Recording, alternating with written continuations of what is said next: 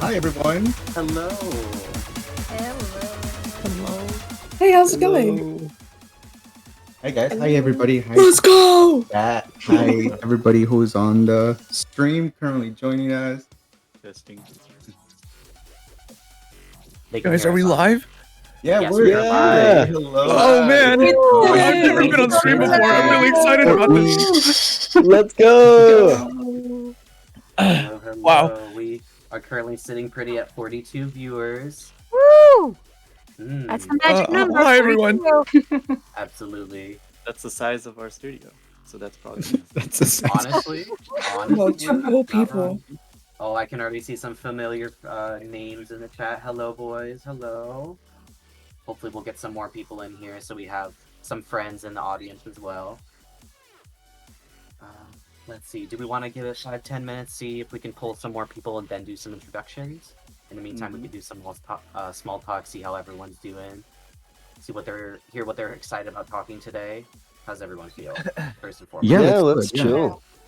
Let's chill. I Yeah, agree for everyone with who's this. waiting, time to go get a snack. Time to Yeah. go get. Emergency I don't know what else do you bathroom get at this moment. Bathroom break, break, some gummy snack. bears, some popcorn, maybe. also Electrolytes. audience. Let us know if one of us is super loud or super quiet, Yes, please. so that please. our moderator Honest can do his magic. Yeah, and everybody who's on chat right now, just tell us where you're watching from. What part of the world do you live in? Because Oh, yes, please. Yeah. here sometimes I think wanna- we're all in California. I know. It feels like a little bubble, but in reality, it's much, much bigger because we do have some folks from Australia here today. And it's already Mhm. tomorrow there. Woo! I know. Yeah. thank Do so you guys much have for any joining, questions about guys. like the future and stuff? Because I can like just let you know what's happening. The future? I appreciate it. Sorry, that was Yeah. very When broad the of you. next eclipse is in the Northern Lights, I always miss them because the Midwest, U.S. cloud coverage is terrible. Oh my god. I heard about the Northern Future. Lights on Twitter and I was going to check it out. I'm like, really? Right now? And I go outside, it's cloudy! Ah, Yup. No! not Same. okay. I never heard leave my about it, room, and they so were I like, forgot. yeah, it's starting. So I I went outside. I'm slept like, through "It's not it. a cloud coverage." Do the Northern Lights reach Australia? I don't. Apparently. I don't know I the have no science idea. They're the behind northern it. I'm lights. just I an don't artist. understand. I think we get like Apparently, we had the northern lights Australis, up here, and I didn't know The about it. southern Me lights. the southern lights. Yeah. We have people That's from crazy. Rome watching temporarily. Whoa. Whoa. In Rome, we have people from Rome Nebraska, represent. When in Rome, am I California. right? Washington, Originally Mars. They say. The future. good Oh, Wi-Fi there's out there. Guy. Hello, Guy. I know that one over there. Oh, Chinu is here. Jack is here.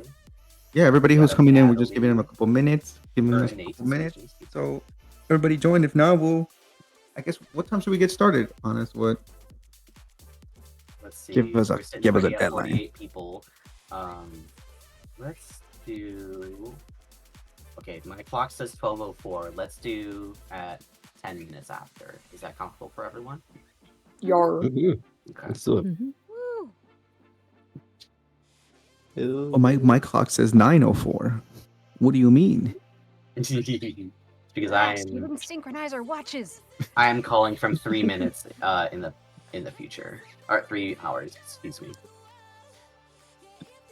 So you're my future, and then It's not looking Make bright for those you, bud. our The future? horoscope, it's not lining up.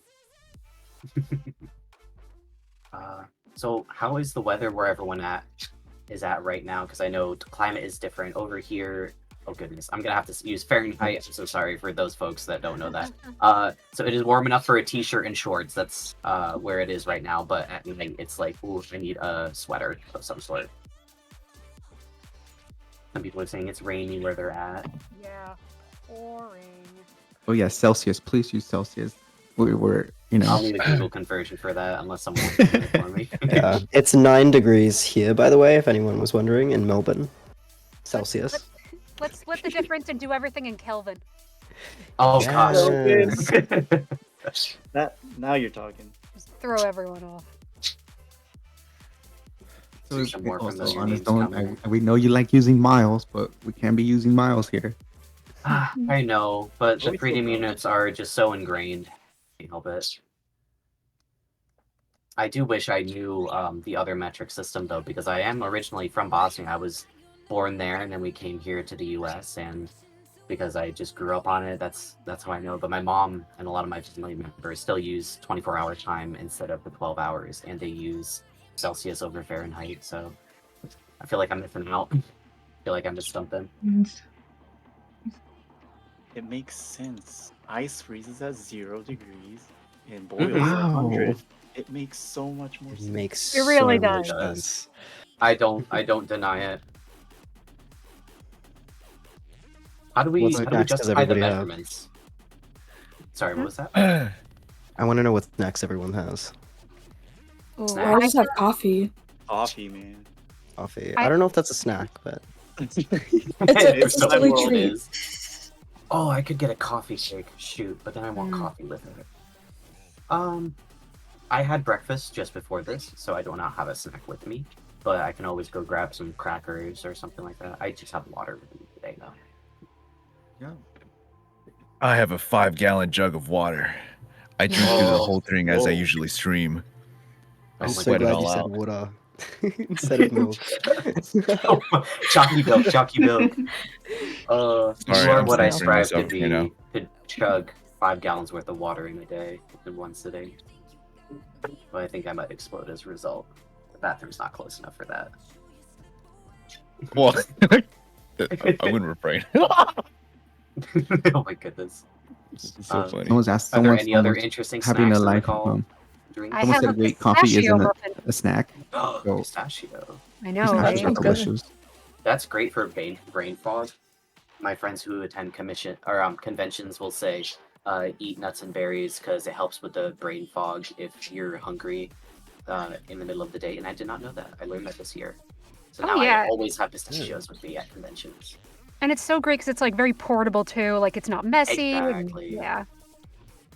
Especially in muffin format. If you have Yes. the shells you have to huck, then yeah, you do have to toss those away. But Every food is better in muffin format. you have a favorite muffin. I want to know favorite muffins in this call. Oh gosh, this. Blueberry is definitely mine. Oh yeah, that's a good one. Has that good moisture to it without like drying you out. But it's Is always best banana with milk. bread a muffin or is it Yes. a bread? Banana I don't muffins. even know if Yeah. it's a bread. Absolutely. I No, would banana say muffins are a thing. I've made those. cranberry orange muffin. Ooh, Because you that got sounds the good. tart and the sweet, and it like wakes you up a little bit. Mm. Yeah. You know, I haven't had it yet, but I have had white chocolate rhubarb cookies. I bet you that'd be an amazing, Oh, that amazing muffin sounds form. so good. They're so good. I love rhubarb. Rhubarb pie as well. You for guys are me. so fancy. Oh, I I don't love think her. you are. I told you I like to cook. I make whenever I Yeah. have a no, craving, I see what I got and I see how I can save it. Yeah, yeah. I want to go to your house and like enjoy your breads. You're always welcome to. My apartment faces a beautiful section of woods, and it's a lofted apartment, and there's plenty of birds to entertain you the whole day. Oh. Yeah. At some point, we do have to talk about pets on this Oh call. God, yes, please. I like be how a we can kind wonderful of hear the intermission. birds as well. Shoot, are through they your- coming through? No, it's in a good way. It's like nice ambience. Okay, they're Because we're all they're currently mostly in the behaving jungle. right now. I've got 5 birds. The budgies are the ones you're most likely going to hear because they're only, I want to say, 8 feet from me, and they're standing on one of those little suspended coils that bounce around. They also have a wind chime on it that keeps them entertained. Pigeons might also come through my mic occasionally. It just depends on how much of a pest my pigeon is deciding to be during the call. But other than that, I'm ready to go. I'm ready. I'm good. looking at the clock. I think we're ready to get the show on the road. We're sitting pretty at 55 viewers, and we'll see if some more people wake up and join us if they're on, the Pacific time, and maybe there's some people staying up late, like some of the Aussies we've got here in the call. But that said, let's get the show on the road. Hello, everyone. Happy Indie Animation Day. We have a amazing, talented lineup of studios here with me today. We've got NuBoom Studios in the upper left. Hello, I'm from that studio. I will be your host. My name is Honest. We've got Crash Landing Studios. We also have Sunflower Hello. Club, Studio Hey. Psycho, and Yo. Kappapon Studios. Pardon me. And I want to make sure that these studios, they know their stuff best, so I'm going to hand it over to them so they can talk about who they are, what they do, and what their studio is all about, what they've got in the pipeline, what we're going to be talking about today. So, NuBoom, Ren, and Kensei, the floor is yours. Yeah, do you want to start, Kensei, or should I go? Founder first. I'm flattered. Hey everyone, it's Ren here. So I am the co-founder of NuBoom Studios. Right here with me is Kensei. He is our visual development director, art director. He is in charge of anything that you see that's beautiful aside. He follows pretty much my lead with production designing, but we founded NuBoom Studios officially, I would say last year. But we've been working on Bitware since 2020. Nice pandemic baby. So we're happy and excited to share our news and our canon event and the misery of what got us here. I'm just kidding, but everything that led to who we are and where we are now, and sitting with you, amazing folks. Cool. And I guess I go. I'm Kensei, as he said. Yeah, art director for Bit Wars. I also do a little bit of branding, a little bit of animating, a little bit of storyboarding. But yeah, like everyone here, I think we're all just wearing many hats as indie animation studio people. And by the way, yeah, I'm not one of the founders. It's Ran and Stuart. Stuart's not here today. I wish he was here. He's our executive producer, co-founder, and writer and voice of Data. He's awesome, but yeah, I know he's watching.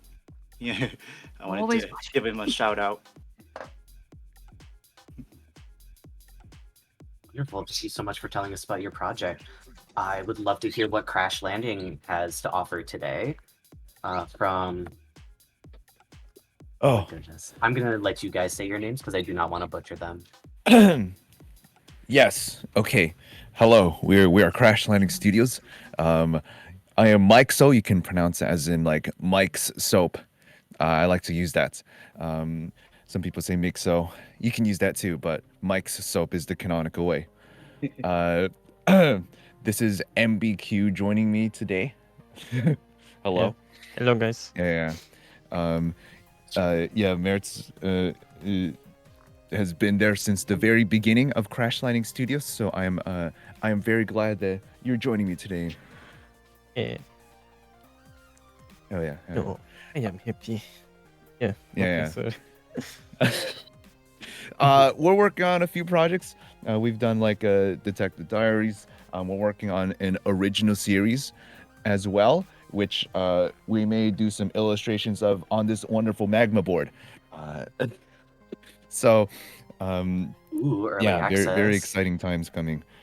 Yeah, but I'm glad to be on this stream. Happy Indie Animation Day. Thank you so much. We're so happy to have you. I know it was kind of tight getting everyone together, but we've got an amazing lineup today, and we're going to talk about some awesome stuff today. That said, I would love to hear what Sunflower Club has to show with Jenna and Jen.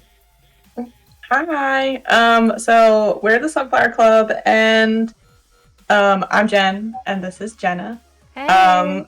And the Sunflower Club is an indie animation studio, and we're focused on helping growing artists and growing the indie animation community. We have our own projects. We have Little Wolf. We have Antipasta. We have the Sunflower Talk. We have Welcome to Hell, and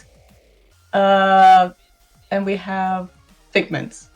Did I miss anything? I feel like I missed something. Well, Anything we can announce. Yeah, I was gonna say, like, technically, Yeah. but not really, but yes.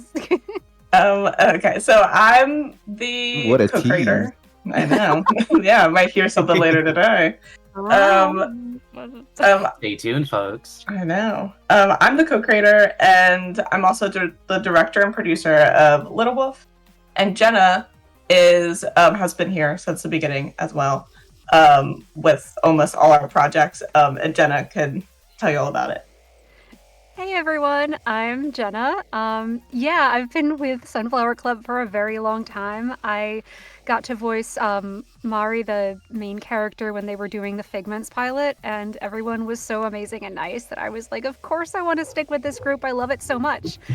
I'm a voice actor, I'm a writer, and I'm also leading my own project in collaboration with the Sunflower Club called Antipasto. So that's been very thrilling, and I've gotten to help work on a lot of the other indie projects we're doing, and it's just a wonderful time getting to, see everyone's stories come to life and help support other artists in indie animation, and that's why we're here, and I'm so happy to be here with you all.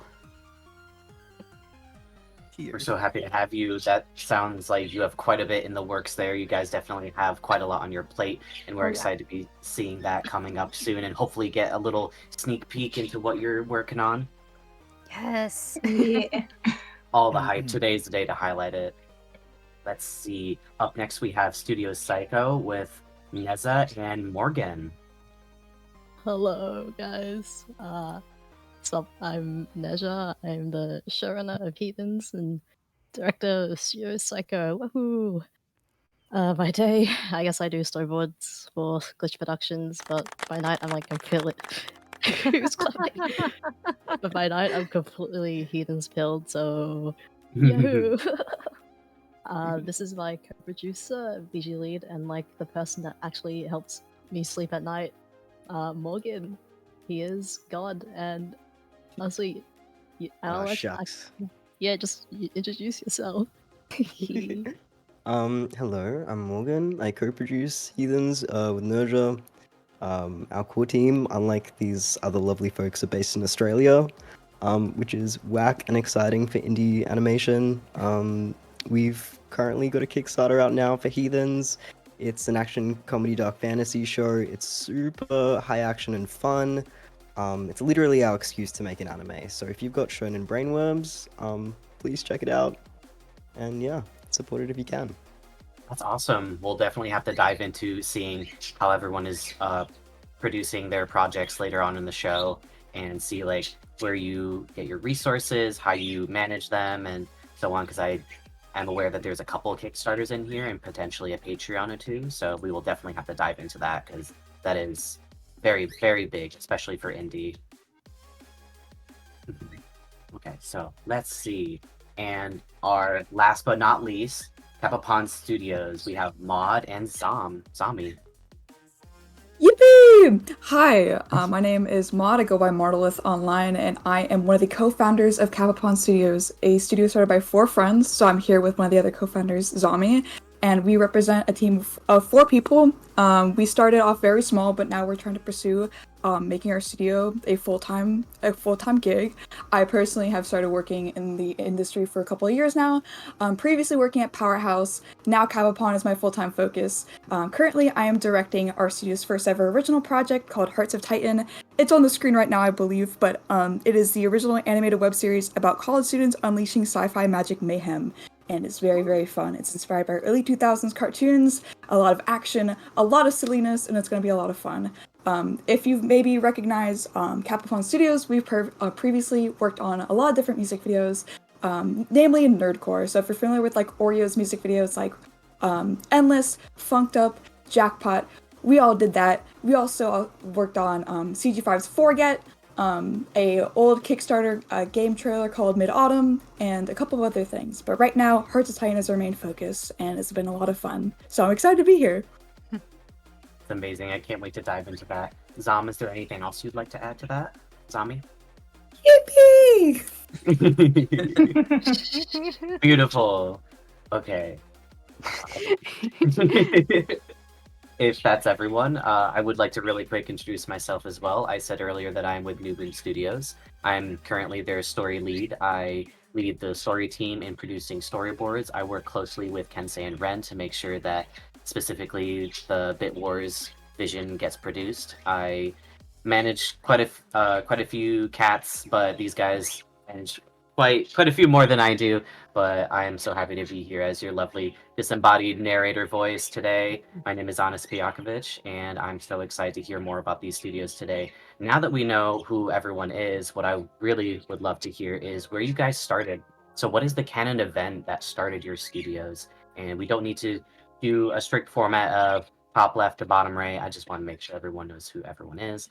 But I would love to hear who would like to tell their story. Ideally, we will hear everyone's story today, but who would like to go first? What started your studio? What drove you to start doing this? Was it just a funny little conversation at lunch today where it was like, hey, I haven't seen this show yet. We should make that. I know a couple people. And then you just started as a bit, and then it turned into much more than what it is today. Or was it from a much more serious thing of like, I'm having trouble. I'm having trouble in my day-to-day like animation related stuff. I need to have a dedicated project. I want to see if anyone else is interested in doing the same and build each other up along the way. So that's what I want to hear today. I want to hear where you guys started, where you're going, where you're hoping to go, and what it took to get you there. Who would like to go first? Wow. Don't go all at once, Can I please. go start? Oh, go ahead. Oh, Go ahead, really? Max. Okay. Wow. Well, it always starts as a bit, doesn't it? Look at that. Don't it though. I actually start off as a VTuber. I still am. I used to actually make all the animations on the channel like just solo. I had like a musician helping me, Mikael. Oh, forever together. But so yeah, I used to work on everything solo. And then one day I was making the first episode of Detective Diaries, and I was like, "Oh shucks, I feel like I might need more help for this." And so I was like, I went on my YouTube channel. I was like, "Help, guys, help!" And Merritt came like to my side like an angel, And now we've been working together ever since. but yeah, we started. It was almost an accident. I only really brought on people because, uh, yeah, we just needed more hands on deck. But now we have grown into a pretty sizable like volunteer studio, and now we're starting to take like commissions and stuff. It's crazy. People want to pay for like the work that we do. It's kind of What? amazing. What? Like what? I never imagined it could ever be like People this. willing to pay for good content? A foreign Yeah, content. right. Oh, crazy. Let me think. That's quite a journey so far. There's more, you're telling me? Let me think. Yeah, and now we're like starting our original series soon. If you look at the bottom left, we're sorry, we're making some little illustrations there. I yeah, am loving like this board so the far. cast. Sorry, we've taken over the whole bottom left portion. We will probably keep domain expansion. So apologies Don't you to worry, everyone this is else. recorded and will be posted. So if you guys also want to remove what you did and work again in that same space with the new drawing, the drawing will not be lost. So be free. Great to hear. That's lovely. Let me think if there's anything else. But yeah, I did start off as a streamer. I still do streams on my personal channel. I will not be sharing that. Totally understandable. For reasons. But yeah, this is very exciting times. I think we live in a very interesting time for indie animation. So excited to see what everyone here cooks, and also what we're gonna cook in the future. Oh yeah. I also feel there's quite a lot on the horizon coming our way, especially with recent events going on. Who else? Who would like to go next? Who feels they perhaps have a similar story that they might want to share with us? And if not, anyone else can go. No pressure. Yeah. I guess Kenzie, do you want to go? Do you want, we'll go next. Yeah. Go next. So our canon event was a little bit more on. It was interesting. So it started back in 2018, I think, when I first started coming up with Bit Wars and the idea of Bit Wars and what it was. But I guess like everyone here, it was probably like a fun side project for myself and just drawing for myself and trying. I've always kind of like wanted to tell my own story, but at that time I was already working at Warner Brothers. I was in the industry, living my day to day, and I usually when I would leave, I was an intern, and I would leave. I would turn on something called the nice Uber app, and I would pick up people on my way back. I mean, I'm in LA, baby, so you gotta, everybody who was in Burbank is in the damn animation industry, so it was a good networking platform, especially for someone who was trying to get their foot settled, right? Trying to stay within the industry as an intern. And then I just happened to pick up this goofy little fella down the street from the lot as I was exiting the studio, Stuart, and he was like, "Hey, I'm going back." I'm like, "Oh, you're going back to Warner?" I'm like, "Dude, I'm from Warner." He's like, "Oh, no way." He used to work at Machinima back in the day, and it was just a quick 6-minute conversation, but that's really how we met and how we got our friendship started. He was working on his own thing, and he asked me for some feedback. Oh, he would love to see my work, and I we just started having small conversations here and there.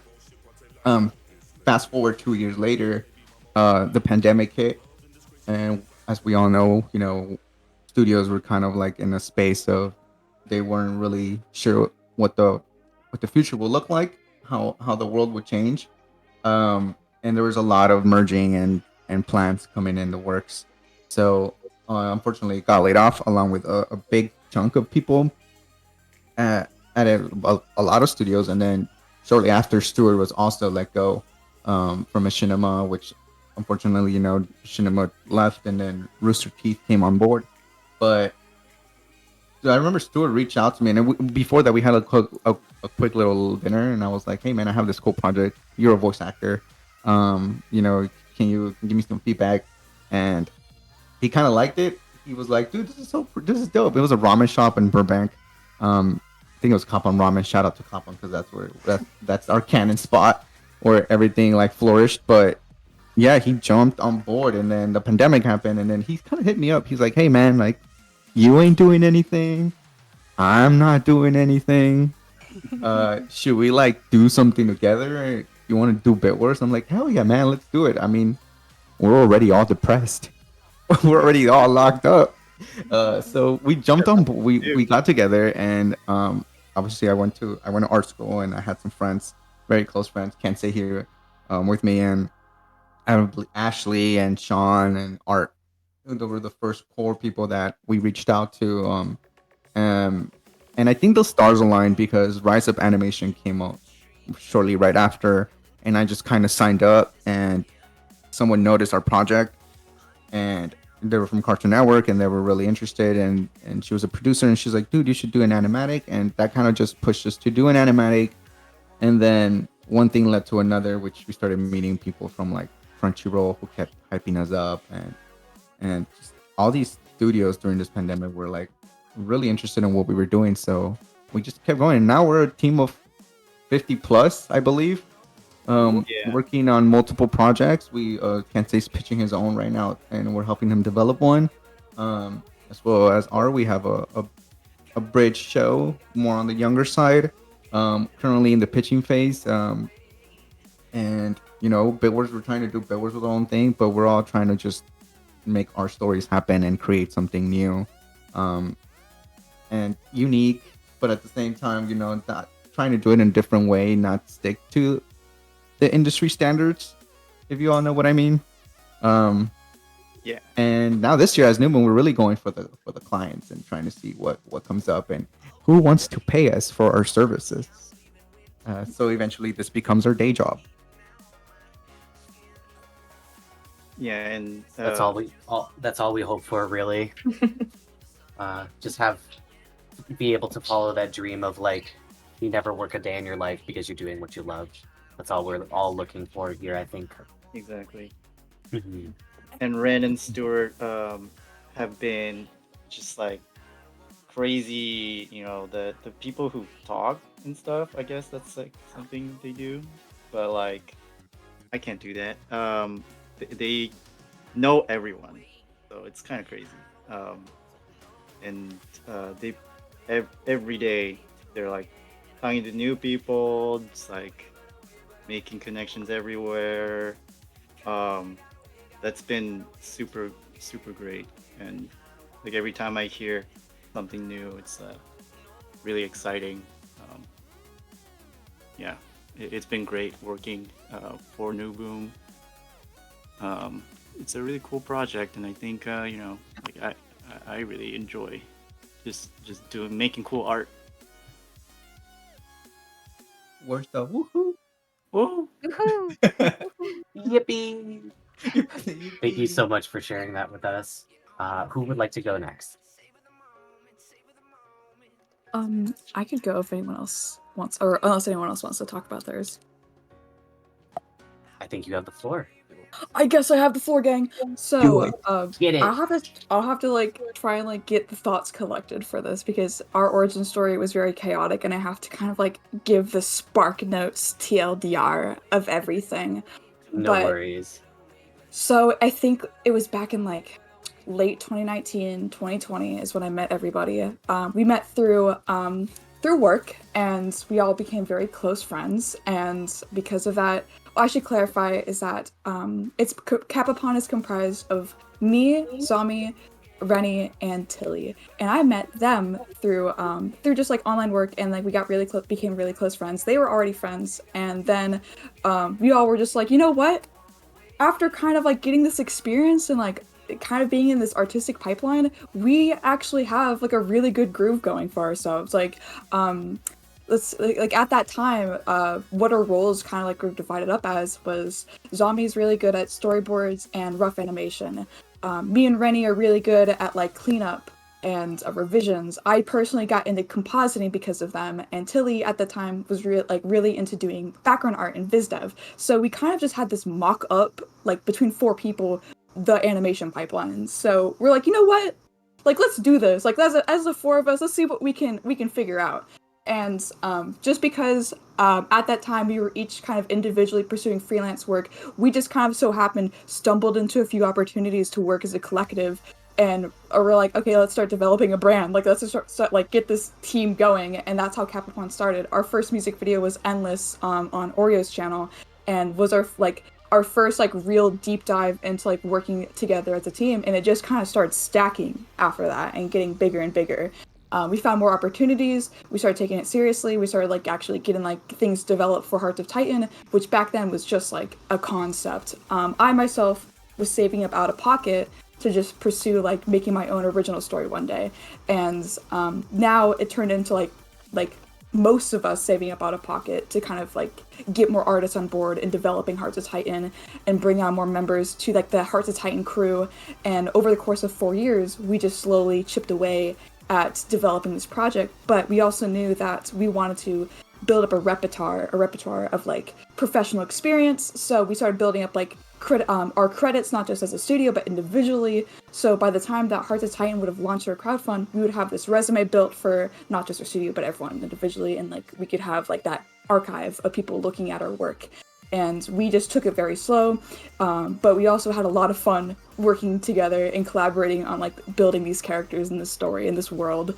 And now we are launching our crowdfund for our first original project on May 23rd, next week. So 7 days, and all that's been built up since around like early 2020. So it's been a wild ride. Whoa, that is very coming up soon. Woo! That is awesome. I'm so happy for you guys, because not only does like creating a studio take a lot of effort, but also to make a campaign like that something to show and something to work towards and something to promise. That is a huge thing to organize and then execute in and of itself. We'll definitely have to dive into those later on. I apologize for the pigeon ASMR. Don't even worry, your pigeon's awesome. Let me see. Did Zami have anything else to add to that? Is there any unique views we can get from them at all? Yippee! Beautiful. Zombie might be in the art zone. I'm watching them draw all these characters. I totally get it. Yeah, I love seeing what they're cranking out, right? So, let me see. We've gone through 3. We have 2 more. Who would like to go next? I guess we can go. Please. Yay, yippee! Alright, so Take it away.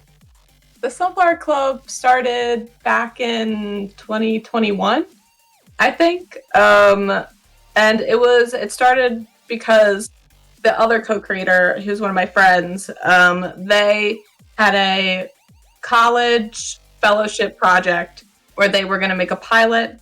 And so we gathered a bunch of people online and, created a pilot. And we wanted to make it not just, about one person, but make it a group kind of thing. So we decided to make the Sunflower Club as kind of like the umbrella for the group who worked on it. And then further into 2021, then I was like, man, I'm not getting any jobs. And I'm seeing all my friends not get any jobs. And I'm not sure, I want to be creative while I'm, trying to find jobs. And so I was like, oh, well, why don't I make a short film? So then I decided to do Little Wolf. And I was like, well, I could use the Sunflower Club and do that. And that's kind of how the Sunflower Club grew and became. And yeah, now we're here. Chilling. Yes. So important to yes, bring we each are. other up in the indie animation industry, that's for sure. Mhm. I'm so glad that you put your stuff out there, and then clearly it connected with other folks. Now you have a team of people, and now you're helping bring each other up and making sure that we don't become stagnant and we stay relative despite not having employment at the time is so important. And finding that motivation can be very difficult with recent news. And Yeah. just staying on that horse and just waiting it out. We're all in the same storm. We might not all be in the same boat, but we're all racing that same storm right now. And it's important for us to stick together. Mhm. Mm-hmm. Oh, yeah. Let's see. Jenna, did you have anything to add to that? I mean, just that I ended up getting involved around 2021 with the Figments pilot because I had decided to start doing voiceover work in 2020 and was really excited with my new skills and just kept trying out for new stuff. And getting to work in that film was actually like my first original character role that I got in something, so it's just very special to me, and I'm so happy that we're still working together today and to see how the Sunflower Club keeps growing. That's awesome. You guys definitely have a lot on the horizon coming up. Yay!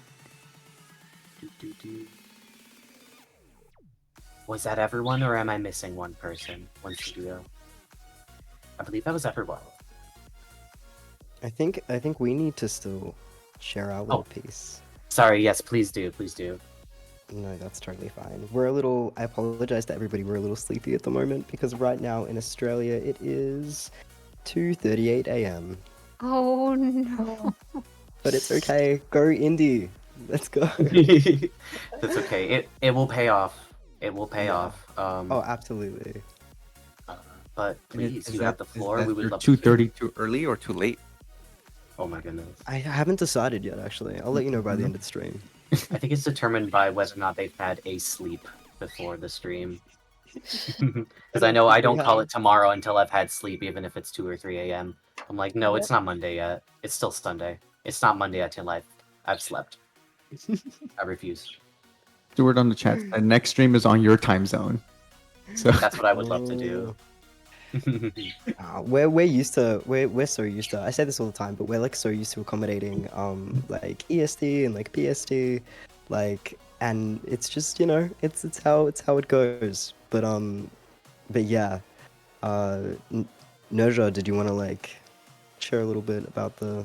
You can start off because it sort of begins with you if you want. So I'm like so locked in right now. with That's drawing. okay. But Artist brain go burr. We understand. But yeah, I guess I'll just like for background. My very quick summary of my anime protagonist backstory. So I basically somehow got my first studio job before I graduated high school, and then I quit it to go to uni, and then I quit uni like 6 months later to work at Glitch. And then, like, a month after that, I started Heathens production because I was like, man, I just want to make cool shit, and I want to be able to pay people to do the cool shit. It'll be kind of fun. And now, I guess I'm here. I blinked and I don't know why. So, yeah. Very glad to have another college dropout in the call today. Yeah. Like, honestly, you really do not need school, like formal schooling, like degree and stuff, unless you need the visa to go to like an overseas studio. Honestly, just teach yourself and you'll just learn faster.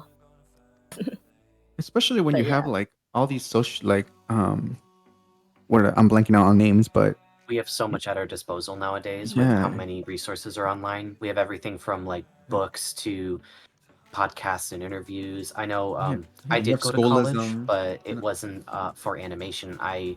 Not the animation industry anyways, it was for the game industry. I have a bachelor in science in digital animation game design, and when I was in high school, I was like, I can't wait to do animation. And then I looked at the cost of all the American schools, and I was like, okay, I definitely can't afford that, and I don't think my art is at a point where I can land one of those sponsorships or full rides. So I was like, okay, what can I do? What's the next best thing? So I did a state college and a community college and got that, and basically went into it with the idea of like, okay, this will give me the knowledge of like 3D spatial awareness, and that's definitely paid off. But I also just didn't have the discipline to learn on my own time. I needed the structure of schooling, and now that I have that structure, it has helped me a lot today. Like, I'm a story lead now. I definitely couldn't have done that when I was younger, but everyone's journey is different, which is why I think it's so important to talk about like everyone's origins. No one just comes out of the womb with a tablet in their hand, even though we love joking that. But some people join the industry late. Some people come from engineering and comic backgrounds and they start in their 40s. Some of us are able to have that wild, once in a lifetime opportunity where they're at 18 or in high school and they get picked up for something.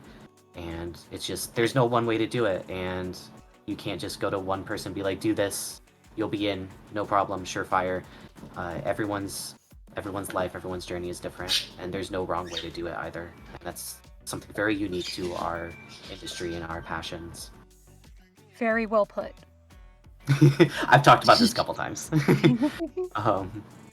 But yes, that's wonderful. Thank you everyone for sharing. That's so important to know and to share with our audience, because there's going to be, we're not the first and we're not the last to be the ones that are self-made and trying to make something cool on our own time and just trying to survive in today's society. So we touched a little bit about what inspired everyone to make their series, but I do want to get more into that. I know the origin for NuBoom, but I want to hear the origin of the other studios and your projects. Like, what pushed you to do it other than like, I wanted to work on my own cool thing?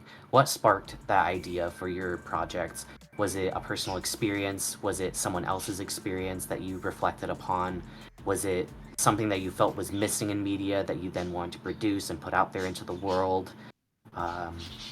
So whoever would like to go first, or if you guys would like to continue on from there, since you just had the stage, and then we can dial back. Before I jump into mine, I want to just say, whoever's losing their mind in chat about Vasilius, you're so real. You are absolutely the realest person. But ours was definitely, like, we were just very passionate about seeing, like, representation in media, and of course, there's a lot of, like, early 2000s action cartoons that we feel very nostalgic for. I don't, like, wear this on our project sleeve, but it's definitely a love letter to Symbiotic Titan. That was one of my favorite cartoons growing up, and it was, like, mega canceled. It's, like, obliterated, so I was so sad that I went out of my way to make a show that was inspired to that show, and is a love letter to just general, like, action cartoons like Teen Titans, Generator Rex, Ben 10. And, like, that is where we're at with, like, our project, is that plus, like, the nostalgia of being, like, a cringe kid growing up on the internet, like the ones that use DeviantArt and use Ask blogs on Tumblr. Like, that's the type of stuff that we're making our show for. We kind of just want to be, like, cringe and free is what this project's all about.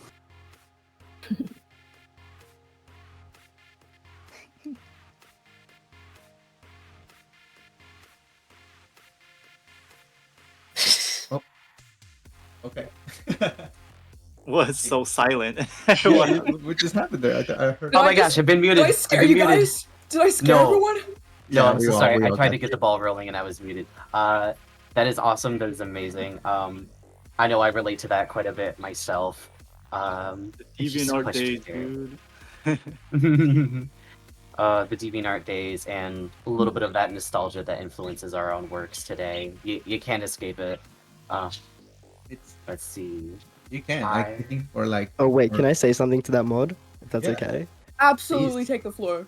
I relate to that so much because when I was like, I think I was like 11 or 12, I was so upset that Teen Titans got cancelled. I like wrote a letter to Warner Brothers and I sent it to them, begging them to bring it back. And I was like telling my mom, I was like, I really hope this works. It kind of did. Teen Titans go, but yeah, we got the wrong Teen Titans. Yeah, we did. I know. Was it April's Fool's Day that they posted? They posted the thing with Robin saying, "I think we found a way," and it's like through a portal or something, and it was from Teen Titans and not Teen Titans Go. Does anyone remember that, or was it? I do. I remember that. Yeah. I remember seeing that, and I went, "Oh no!" I think I know what's actually happening, and this.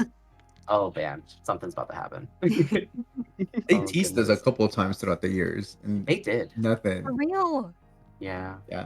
Yo, it's I get upset, but I mean, for us, for Bit Wars, I got heavily inspired also by like the 2000s shows and anything that like was out there. Like especially like I loved Jackie Chan Adventures. I was when I was super young, really young. Oh my goodness, yeah, that was a staple of mine. Jackie Chan Adventures was way too like good to be like an animated series. Like that thing was well thought out. The writing was amazing. Fuck it too. Oh.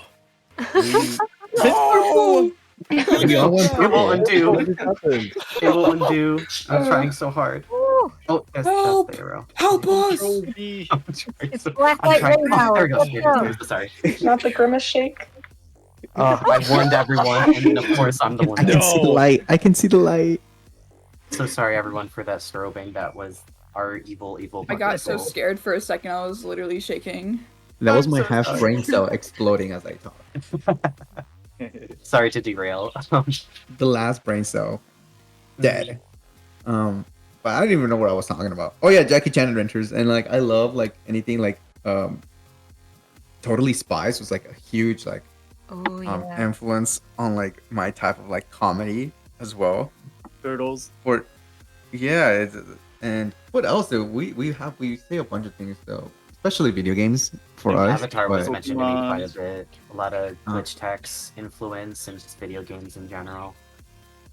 Yeah, just video games in general. But mostly it was like it was a lot of like oldie 2000s type of style and animation. Staples of all our tastes. Yeah. Our Yeah. modern tastes. The only reason I'm here is so that I can help Ren write Japanese into. Oh my gosh. Yeah. We're Next actually, level. you know, we're gonna send a beautiful email to Trigger Studios and be like, hey, can you animate for us? Pretty please. Pretty Just please. action scenes. We've been devoted to you all our childhoods. Let's see. Unless someone has anything additional to add to that, I would really like to hear what Crash Landing had as their back. I Hear our forgot my name. other question. Yes, Crash Landing. Would love for you to tell me what inspired your series. I know you started as HoloLive, and you are one of those folks that's also hiding behind a 3D model. So, what got you into that? Because like HoloLive's been around for a little bit, and we've had virtual personalities for some time. Our loving goddess Miku. But I want to know what is it specifically that sparked that, and what made you start moving forward with your own thing and kind of go, oh, what the heck? Why not? Why not me? Yeah, let's see. me Let's the see. tea. Well, I think Detective Diaries is kind of how do I say this? Like, well, I was a VTuber fan at the time. I still am. And it was just a great way to sort of like, you know, create like a compelling story and, you know, bring a team together and work together on something, kind of build out the skills that we need to create these 3D animations. I never went to like any sort of school or anything for like 3D or 2D or anything. So everything is self-taught, and so including like running a studio. So that has been quite the learning experience.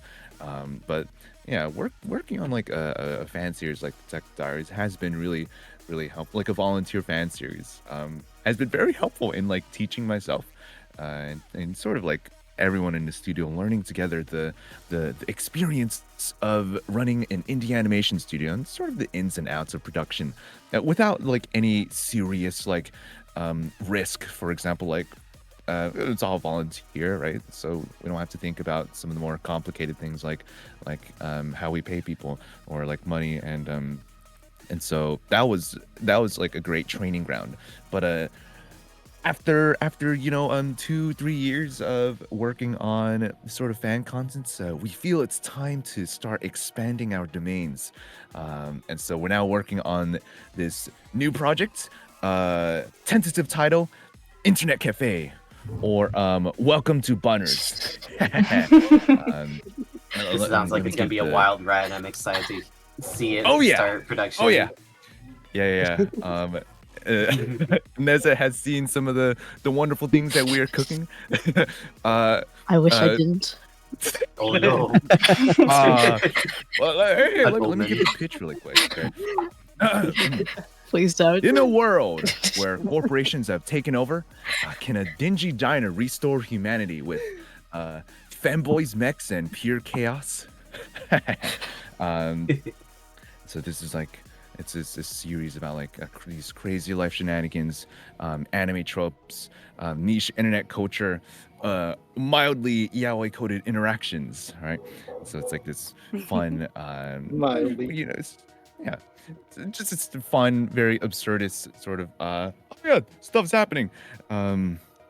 And it's just fun, you know. And we're sort of telling it through the language of like niche internet culture, and mechs and fanboys and you know, everything in between, right? It sounds like it's going to be kind of like a tongue-in-cheek, very self-aware sort of show. So that's going to be interesting because there's always so many ways to pull that off and execute that. So Oh, always yeah. interested to see what flavor someone else can bring to handling a Yeah. topic like that. Exactly. And it's like has this like themes of authenticity like underneath, and it's going to be great. More news coming soon. But we're inspired to start this. It was actually very funny. I think me and Merritt were doing a bit and one of our other studio mates, we're doing a bit like, oh, how can we min-max our Twitter followers on our personal accounts? We should draw something extremely appealing to the masses. And like we were like, oh, we should draw like these maybe like people in mechs and whatever, and then slowly it evolved to be almost the complete opposite of that, and now we're doing like some strange absurdist thing. I mean, our inspirations come from like the insane things that happen in our like Discord VC. We're a very like internet coded group of people. We found each other through VTuber fan arts. We interact. It was exclusively through Discord. We have never seen each other's faces. I want to put that out there too. Like we have no clue how that's crazy. any of us look. It's very funny. And so let me think. Yeah, and so we're sort of like pulling this energy, this extremely unhinged, chaotic, energy, and distilling it into something like something. It's a very passionate project that I think will speak to all of us, and people who are chronically online, or people who are kind of into that internet culture, There would certainly be quite a bit of kinship when it comes to that in your show and how you get it out there.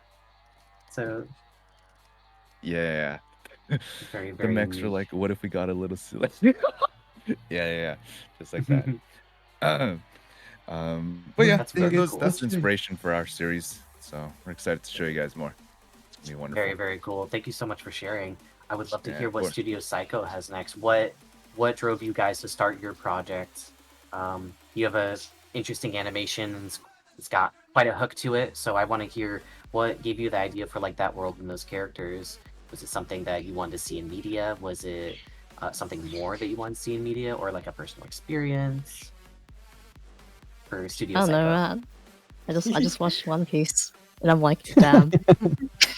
You want I wanna the make next One One Piece. Piece, and you're like, it's taking too long. I gotta make it myself. Gotcha. It's gonna take a Somehow longer- indie animation's gonna be faster than this. Shoot, no shade. Oh man. I just blinked and I had it. I guess I just developed it for like I don't know, like since 2018 slowly, and then I just it was like kind of all over the place in terms of like what was there was like no really good story. I was just building the world the entire time, and then I watched One Piece, and I'm like, you know what?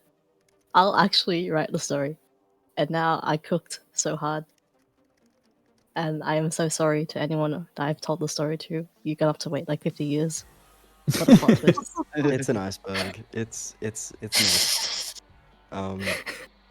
But yeah, in general, like it feels like this sort of like homage, similar to what Mod was saying, but like it's this homage to things that like we love that brought us up, and that were like amazing comforts. And I think that like when you do something in an indie context, it becomes that much more special because you're sort of like retaining all of the sort of creative like rights to that, and you're doing it with your friends and you're forming a community out of it, and it's like made by fans and for fans as well. So yeah, it's just special shonen brain rot stuff. Hell yeah. Precisely. That's so cool. Can we bring it over to NuBoom so we can talk about what really spearheaded Bit Wars? Because I believe it's pandemic related. Ren, would you like to take the floor there since it was your brainchild originally? Yeah, well, like I kind of briefly touched upon it, like how we just decided to jump on Bit Wars and create Bit Wars. But I think like before that, like what I forgot what I was doing. I think I was like in the dining table and I was just kind of doodling. Of course, you know, I was done with finals at school and I was done with drawing. But my therapy to be done with drawing was drawing. But what really like I was sitting there and I remember I think it was a Pokemon game or Pokemon commercial was out, and it reminded me of like my trauma when I was a kid. Like I was playing Pokemon and I remember I was about to go. I don't remember which Pokemon game was it, but I was about to go beat the Elite Four. I finished. I was right there towards the end, and then somehow like my goddamn like Nintendo DS glitched out, and then I lost everything. Like done. Like nothing. And my little 8-year-old self was like devastated and crying, and like I couldn't figure this out. Like I don't want to do the whole thing again. I lost. I think I was like so like fascinated with my Pokemon, and to lose all that was like the worst thing of my life. Your And children. yeah, my children just vanished and All your disappeared. badges, all your kids, Everything, and like and I was sitting there and I was just laughing at the trauma. You know, here I am, and I asked myself what would it, like if someone is in a game who lives in this real and this is their world, this is their life, and like all of a sudden it just everything gets taken away from you when you're at your prime.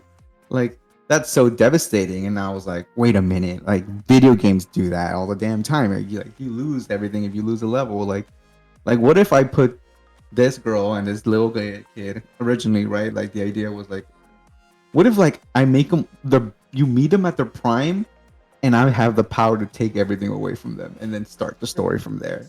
Evil.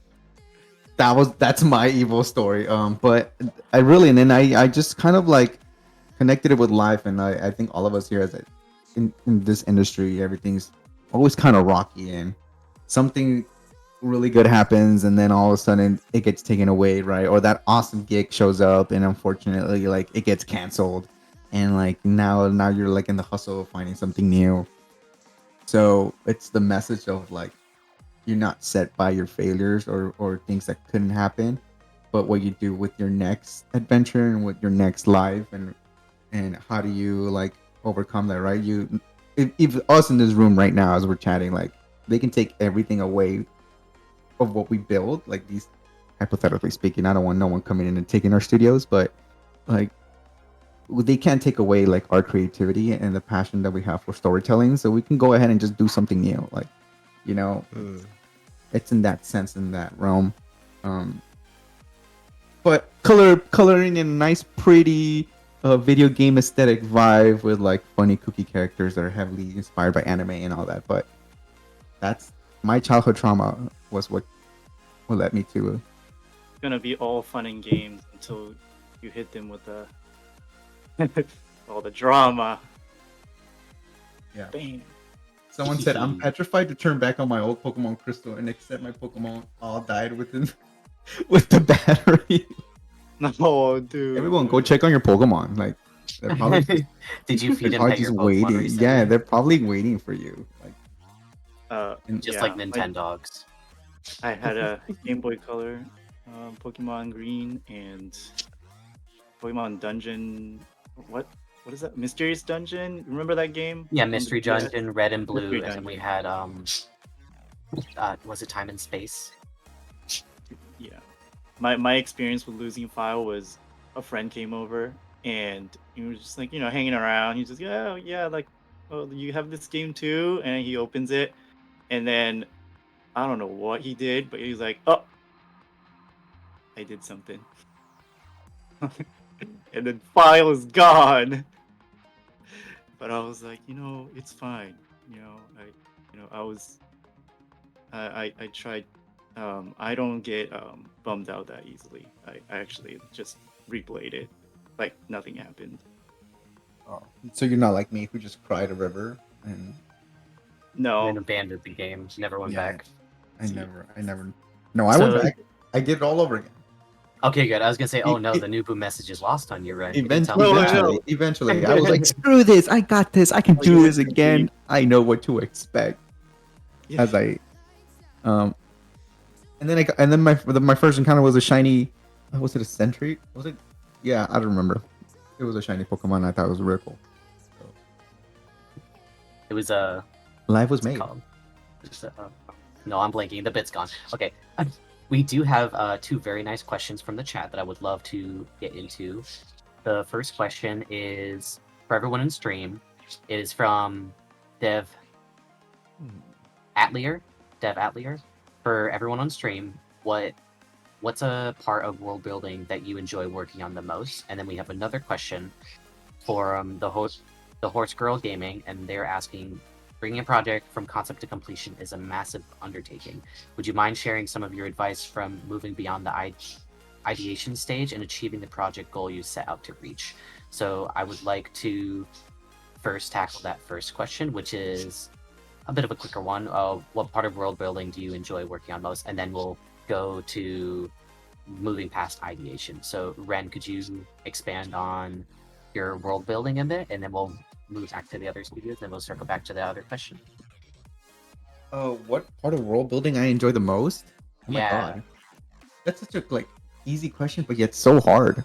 I think for me, I love the aspect of obviously our for Bit Wars, it's different. Like it's different worlds and different, and I did that purposely because I can't just focus on one world and stick with it. I need to have different type of environments and different type of scenarios that can create cool stories.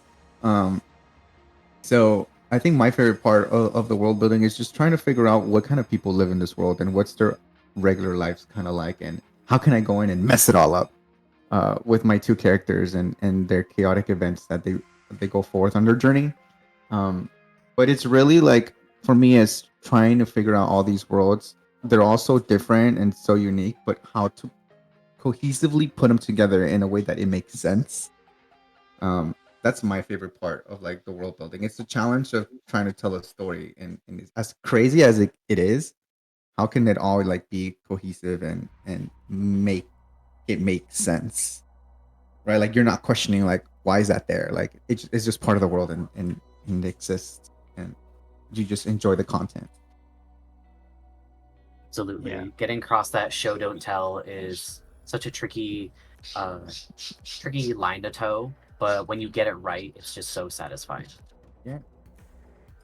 Okay, Yeah, would I to hear- love just nerding out and just kind of being me and Stuart. We have a very D&D brain too, and we just think of all these lore and connect everything. Stuart is a wizard at that. That's why he's the writer, and yeah, that's definitely that part I enjoy a lot as a visitive artist first.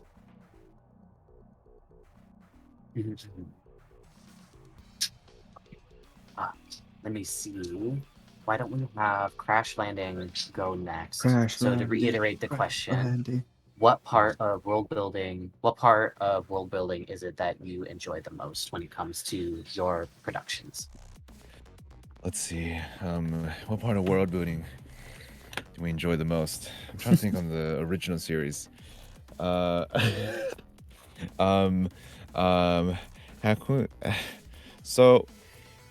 where do I start? So our series is set in this let me check. This world is set in this very it's basically set in LA. except it's very corporate and gentrified. And it's like, oh, Wait, that's how can we real. make this world as horrible as possible? You know, living in LA, and I guess we don't have to stray too far from the source material, but Have you played the I don't- Cyberpunk 2077 series by chance? Unfortunately, I haven't. However, I have seen If you it. want interesting corporation stuff, I highly recommend that as research material. It's also just a very good game. Maybe, yeah. Like in our Anyways. world, like we just take the vibe of LA and turn it to like 20, and so we have like overpasses that span like 50 stories tall, and and just like and like you know those those box buildings that every McDonald's is made out of now, and it's just like a giant cube, like a modern looking cube. It's just stuff like that, and it's like, oh, how do we make this as like horrible as possible? Really, so that's kind of an interesting challenge. But also, how do we make like a pocket of contrast in that? So we have like Bunner's, the main cafe, and it's this like very homey sort of space in contrast with all these concrete jungles. And so we got like yeah, McDonald's used to be fun and colorful. I don't know what happened to them. They're just like these giant glass fish bowls or something. I don't know. But like Bunner's is this like retro diner. It's got like vines growing all over it. It's got like, you know, like weird anime posters on the inside. It's got it's got all it's like all this character to it, and like in contrast with these like 50 overpasses and little fish bowls on the outside.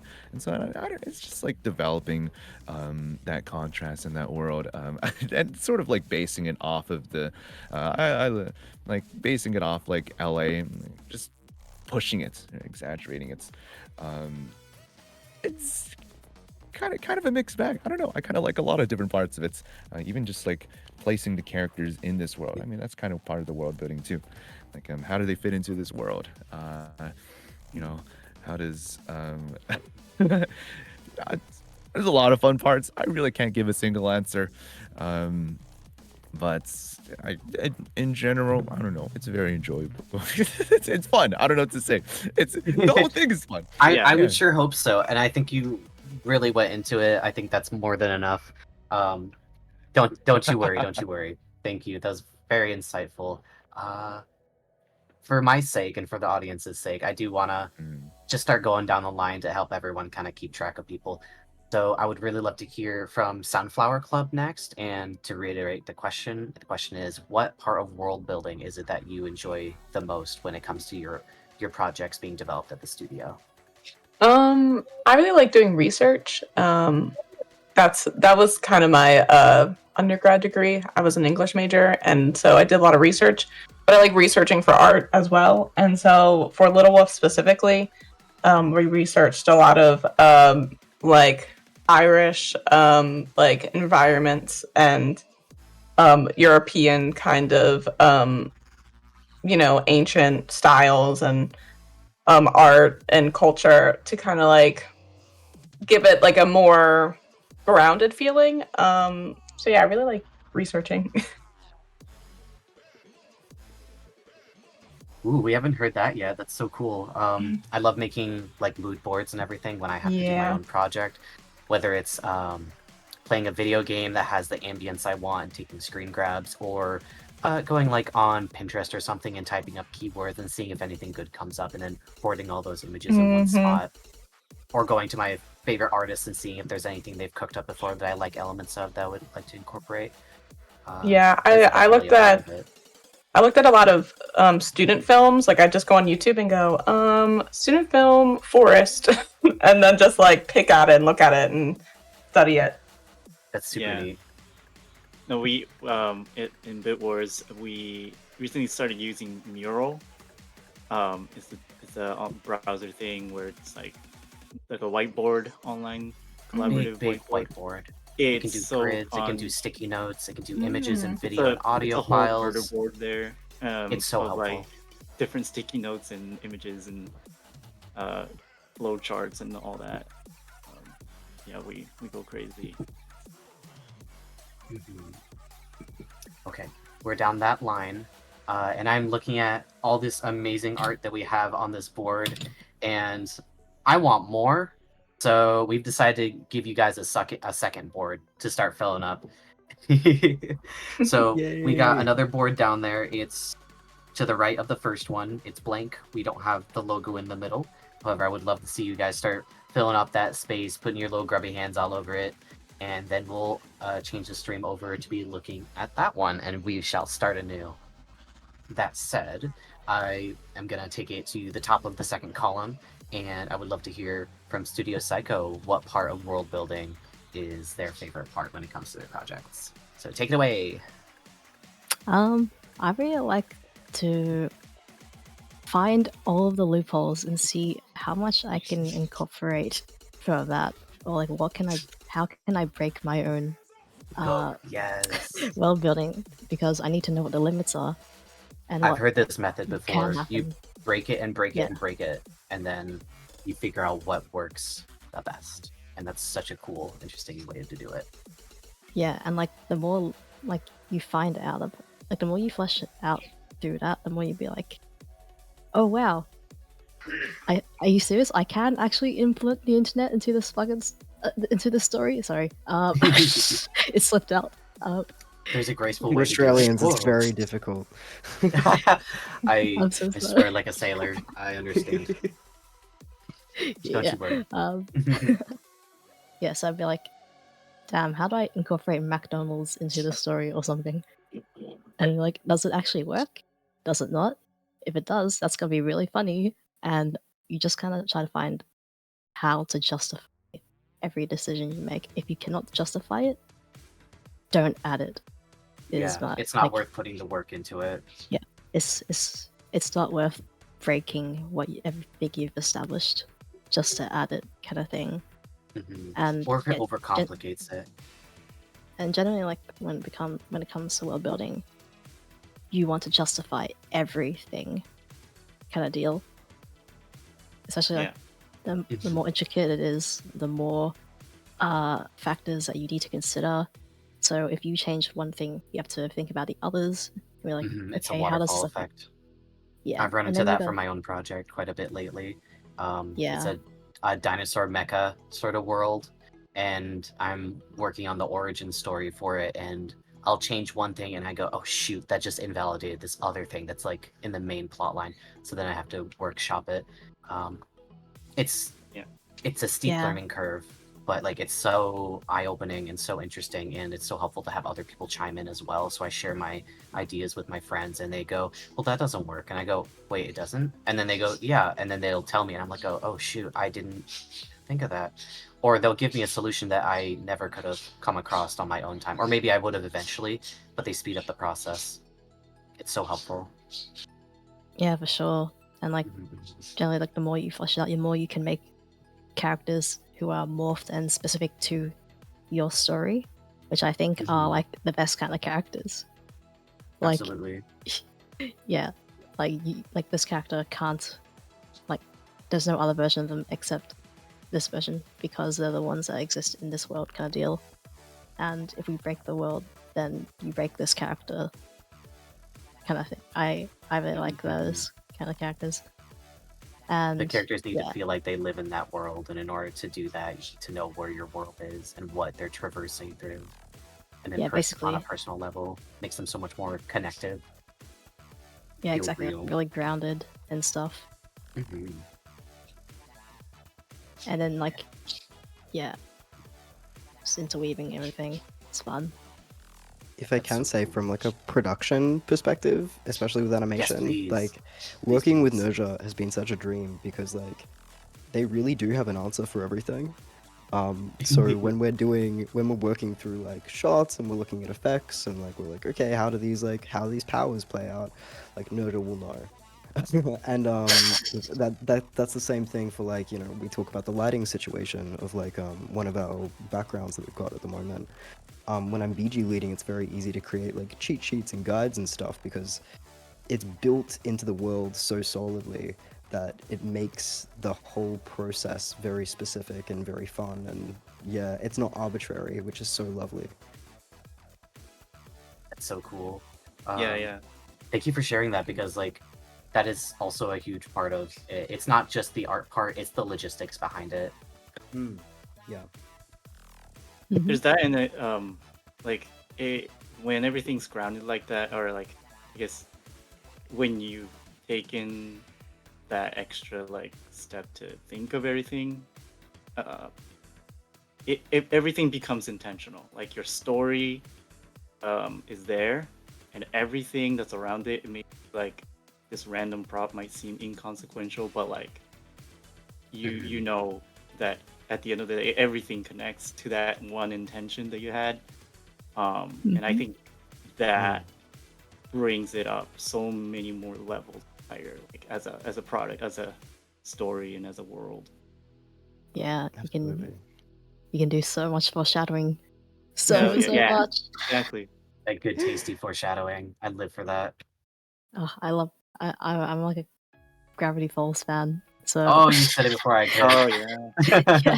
Yeah, that was what hooked me the strongest in Gravity Falls, was all the foreshadowing, all the fan theories, and of course Alex Hirsch, the show creator, just pouring gas onto the fire because he said himself that that's what he wanted. He wanted a show that made kids think, made kids like look into things and use their brains, in more than like what a lot of like education focused stuff is. So like that's for me personally also a huge inspiration, is getting a show that really makes people think on more than like the typical form. So let's Who's see. next? It should be Maud. Maud, are you there with us? Hi, yes. So we're still talking about world building, right? Yes, we are. Okay, wonderful. So I don't know what has been discussed. I had to step out for a hot second, so I don't know if I'm repeating anyone's topics already. But since It's Hearts of okay. It's Titan, unique to you, so don't worry. thank you, I appreciate that. Of But course. since it's Hearts of Titan mainly takes place within like the modern set universe, like very similar to like how our actual world is. In terms of world building, there isn't much that I have changed. It's more so I really enjoy hamming things up or pushing them to an extreme, especially with the college aspect of the show. It takes place in an Ivy League campus. And when you actually get to see this story take place, it's going to become very evident that this is not like any other like college that you've ever seen. Like no actual Ivy League school operates like this. It's very like in terms of just like set design and like the actual architecture of this campus, it's very hammed up. I actually take a lot of like set design inspiration from like early like Nick live action shows, like how they get like really extreme with how they do set design. And I'm like, this is kind of the vibe like that we're going for. I'm excited for that, since I was a kid that went to Ivy League. Oh my god, it was such a headache. So I'm excited to see how you take my world and rip it apart. Of course, definitely had to talk to a couple of mutuals that have attended Ivy Leagues about like kind of like getting the culture of those schools accurate too, and sort of like pushing into like which certain aspects to what extremes, and that's like to the extent of like what I do with the world building on Earth. You will see in the trailer though a little bit of a like sneak peek of Orion's homeworld. That's something that unfortunately we will not be diving too much into within like, if we hypothetically get to make the full story, it's going to take a while to get there, which is why we wanted to give that sort of peek very early on so that people can at least get to like sink their teeth into something in terms of like the sci-fi elements of the story. So we giving you like a little like peek behind the veil of like what Orion's home planet is and like what it looks like, and like the sort of like I guess surrealism way that we're trying to set up this world. And there's going to be some Easter eggs with that and like how this world kind of operates, but for the most part it's very we're not going to be showcasing a lot of it too much right now at least, but we're really excited about that. There was like we kind of like wanted to lean into like sort of like gothic architecture, very surrealism type of world. We might have yanked a little inspiration from like certain stuff that we grew up with, like Homestuck. We kind of yanked a little bit from there, but I think it's really fun. The colors are really fun. It's like a very colorful show in terms of like just the style, and I think that the homeworld is no different.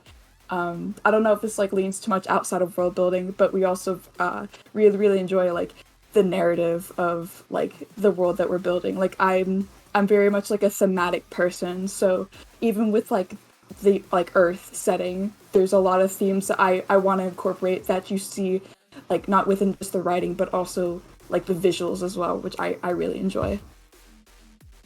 What I'm hearing from that is even though you won't be using maybe that element directly in the show, what I smell is great potential for a section in your art book to dive into it. Because in order to understand the full universe, you need to know where that section of that universe is as well. So Oh, maybe totally. We consider may or that. may not Mhm. have a lore comic stretch goal, so Yes. that might give people a little more explanation about Orion's homeworld. We love a comic or graphics novel in this house. Absolutely. Okay. Let's see. So we got through that question. Thank you so much, everyone. Maud, if you don't mind, I would love for you to start the next question, which is No way. please, pretty please. And then we'll take it back to the top and start with NuBoom and go down the line once again. So let's see. The next question, which I mentioned earlier, is going to be from the Horse Girl Gaming. They want to know, bringing a project from concept to completion is a massive undertaking. Would you mind sharing some of your advice for moving forward beyond the ideation stage and achieving the project goal you set out to reach? Yeah. Oh my gosh, absolutely. This in particular question I'm really passionate about, which Heck yeah. I know that I've talked about this with a lot of like indie mutuals and things like that, and we kind of share a similar sentiment, which is start small. Please start small. I know that for us. Please don't kill yourselves in the process. No, do not do that. So for Yes. us, we're like trying to make this like super ambitious, like everything like all at once, high action, high magic, high effects, like everything is like action like oriented. It's very over the top, and we know that this is going to be very expensive to make. So even back like 4 years ago, we're totally in agreement where, hey, we cannot make the pilot. The pilot's going to be really expensive, and like we're trying to go for like a whole 25-minute like visual masterpiece, like super like we want to go all out for this pilot, and we're like, this is going to cost us a lot of money, and us as a team, we're very small, and we still have to build up that audience, the people who are interested in it. So even if we ran a campaign, getting that much funds right off the bat off of our first campaign would be a huge feat to make. So we are starting small, and we made this proof of concept, which already costed tens of thousands of dollars. Like, it's really expensive to make animation, and I had to pay all of it out of pocket, or the majority of it, I should say, out of pocket. And it's just like a minute and a half of animation, and including like all the other separate materials that we were making for this proof of concept in the campaign.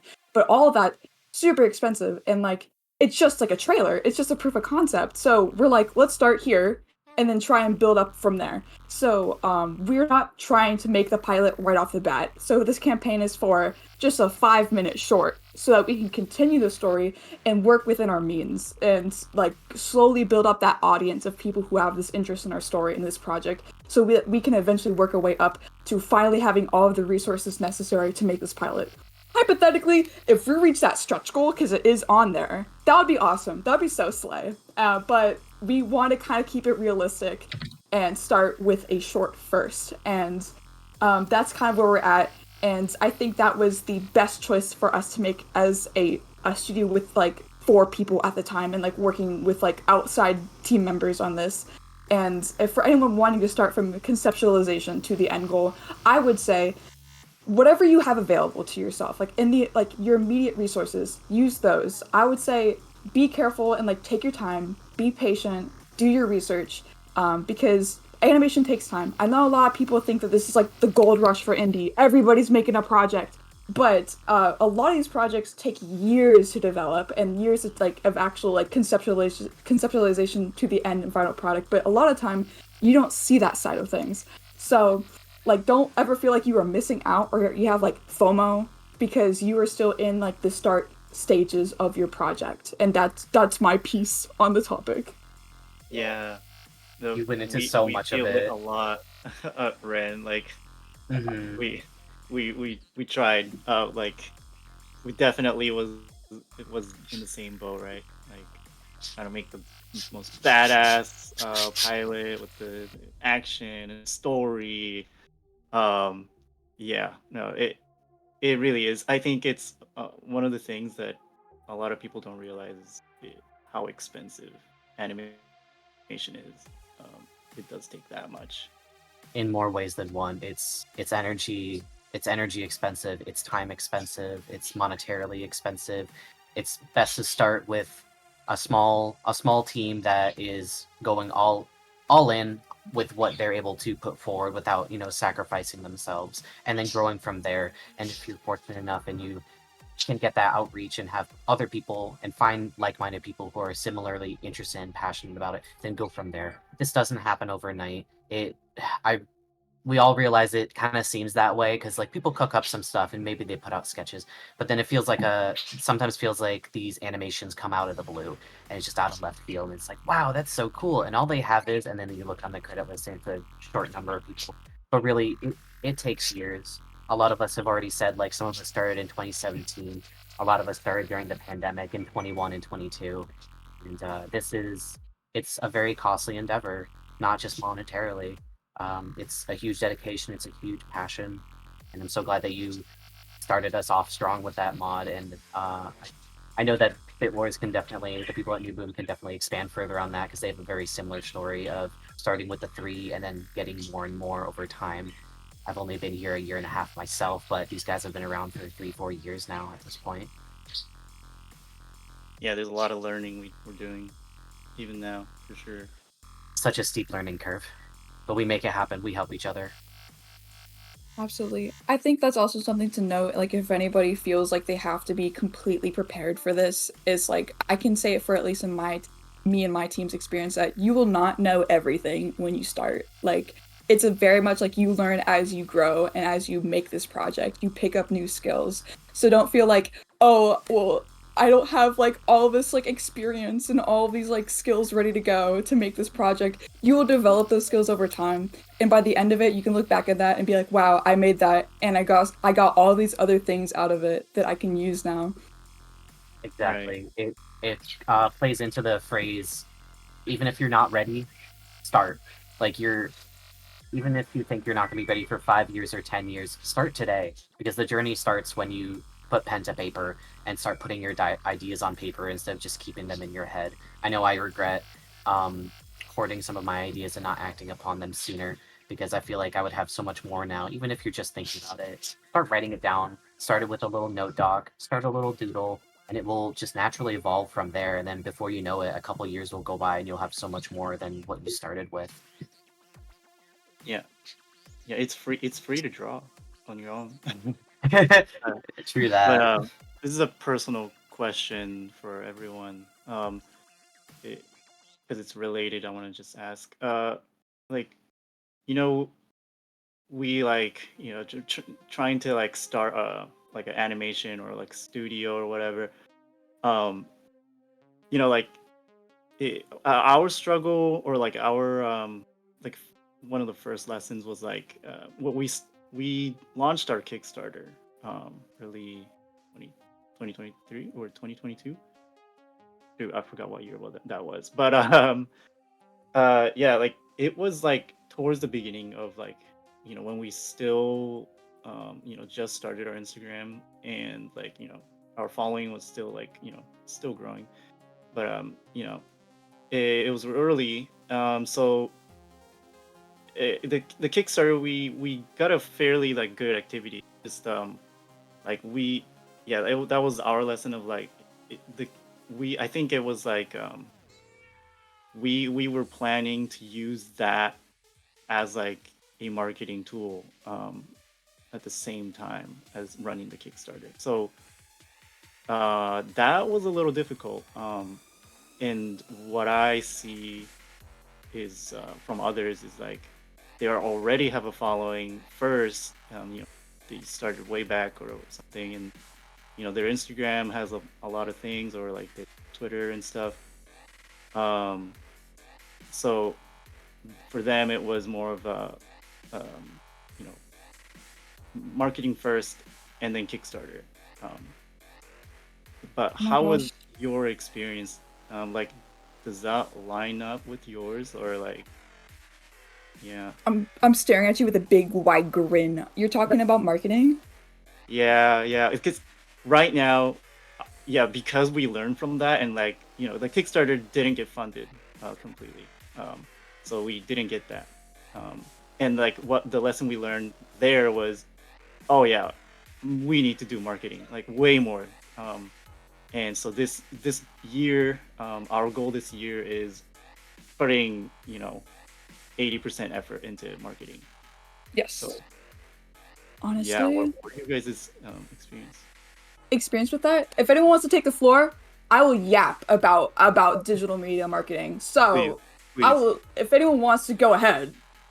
If people don't mind doing a little intermission, then actually we do have a preset of question that was asking you guys specifically, like, how's the Kickstarter going? Anything fun and exciting that you've learned out of it? That sort of thing. So if you want to dive into that,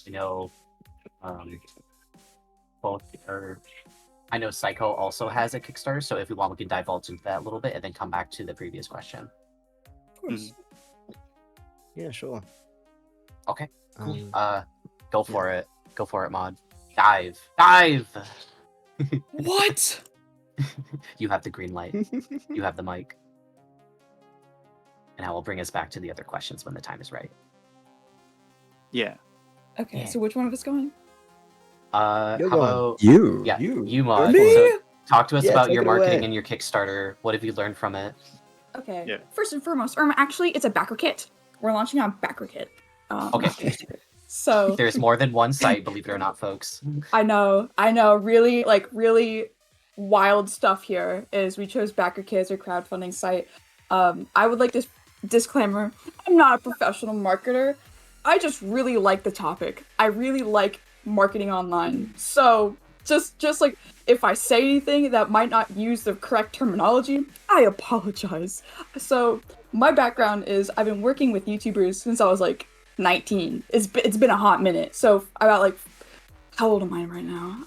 It's been a fair bit of time that I've been working with content creators. So I've got to learn vicariously through them on how to do marketing and doing this stuff online and all that kind of stuff. And if you're trying to do a backer kit, Kickstarter, crowdfunding, whatever, you need at least a year of prep. We had 4 years of prep, so we kind of took our time with figuring out all right, we have to do this and this, and so we focused for most of that time frame on just the proof of concept itself, all the materials that we need. And then within the last year and a half, I think, to 2 years is when we started really focusing on social media.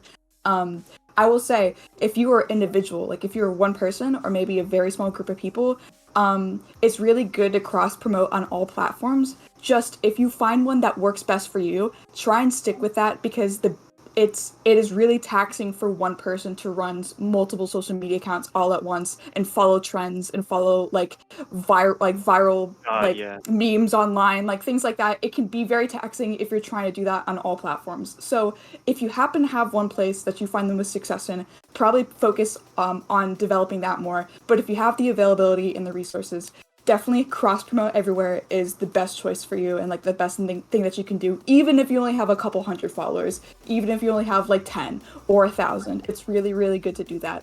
And Absolutely. Don't abandon your audience. If you have something on, even if it's Tumblr or it's Blue Sky, I know that's taking off. Don't just abandon one for the other. If you think people are shifting to another media, see if you can expand instead, but make sure you have the manpower to pull it off. Otherwise, you'll suddenly be only doing marketing and not producing. Get someone to help you out on that. That's super, super important. Absolutely. Okay, so in terms of the more in depth of crafting things that make your project hit the algorithm, for example, is for us in particular. Now, disclaimer, it will apply differently on what kind of project you're trying to make. There's different trends and there's different type of niches that you can try and market it to that helps you develop your audience. For us in particular, we did a lot of research on different other communities within the scene, because real stuff is animation doesn't have a huge scene in crowdfunding quite yet. That's at least my observation, is we're still gradually developing the scene in the crowdfunding community. We're still trying to build up that dedicated audience of experienced backers, of experienced pledgers, So you can't rely necessarily on having only a couple thousand people following you on social media and like knowing that your project's going to succeed, which is the case for some other communities. Like you don't need to get like tens of thousands of followers, depending on what kind of crowdfund you're trying to make and what the product is. However, for animation, this scene's still growing. It's very new and very fresh. So like that kind of like standard of expectations are still trying to be established. So all that to say is social media is going to be your best friend if you're trying to actually make like find people interested in following and like giving you money for your crowdfund. The conversion rate is very, very small. So if you're trying to get a huge social media following, the conversion rate from that to your email list and the conversion rate from your email list to the people who pledge on your project, very small margin. So you have to make sure that you're trying to go like everywhere. Like your reach is going to be as broad as possible. You want to shoot for every single corner of the internet that you can possibly go for. And for us, our niche was people who make OC animatics online and advertise their webtoons and their webcomics. That was sort of the rubric that we went off of to sort of like make sure like that our content can hit an audience, that we were marketing to some kind of community, and that was people who make like online comics, and they already have that kind of like established community online, people to get interested in. They already have like certain memes and trends that they often follow, and it's very creative. Like those are other artists, so they kind of have this groove going, and we're like, we can like use this for reference. So if I'm talking too fast, I will slow it down. But that's kind of what we went off of, is like OC animatics, like voiceover reels talking about like certain tropes and like certain archetypes that you'll see in our project, and like trying to find like strong hooks at the start of TikToks and reels. Like you want to have a really strong hook at the beginning and then like showcase what you're making afterwards. Memes are really good. Memes are fun. That's how you can get a lot of engagement. Followers though can be a little more tricky. If you're trying to get a lot of followers, you might need to get a little more creative. It really depends on what kind of like audience you hit with that post.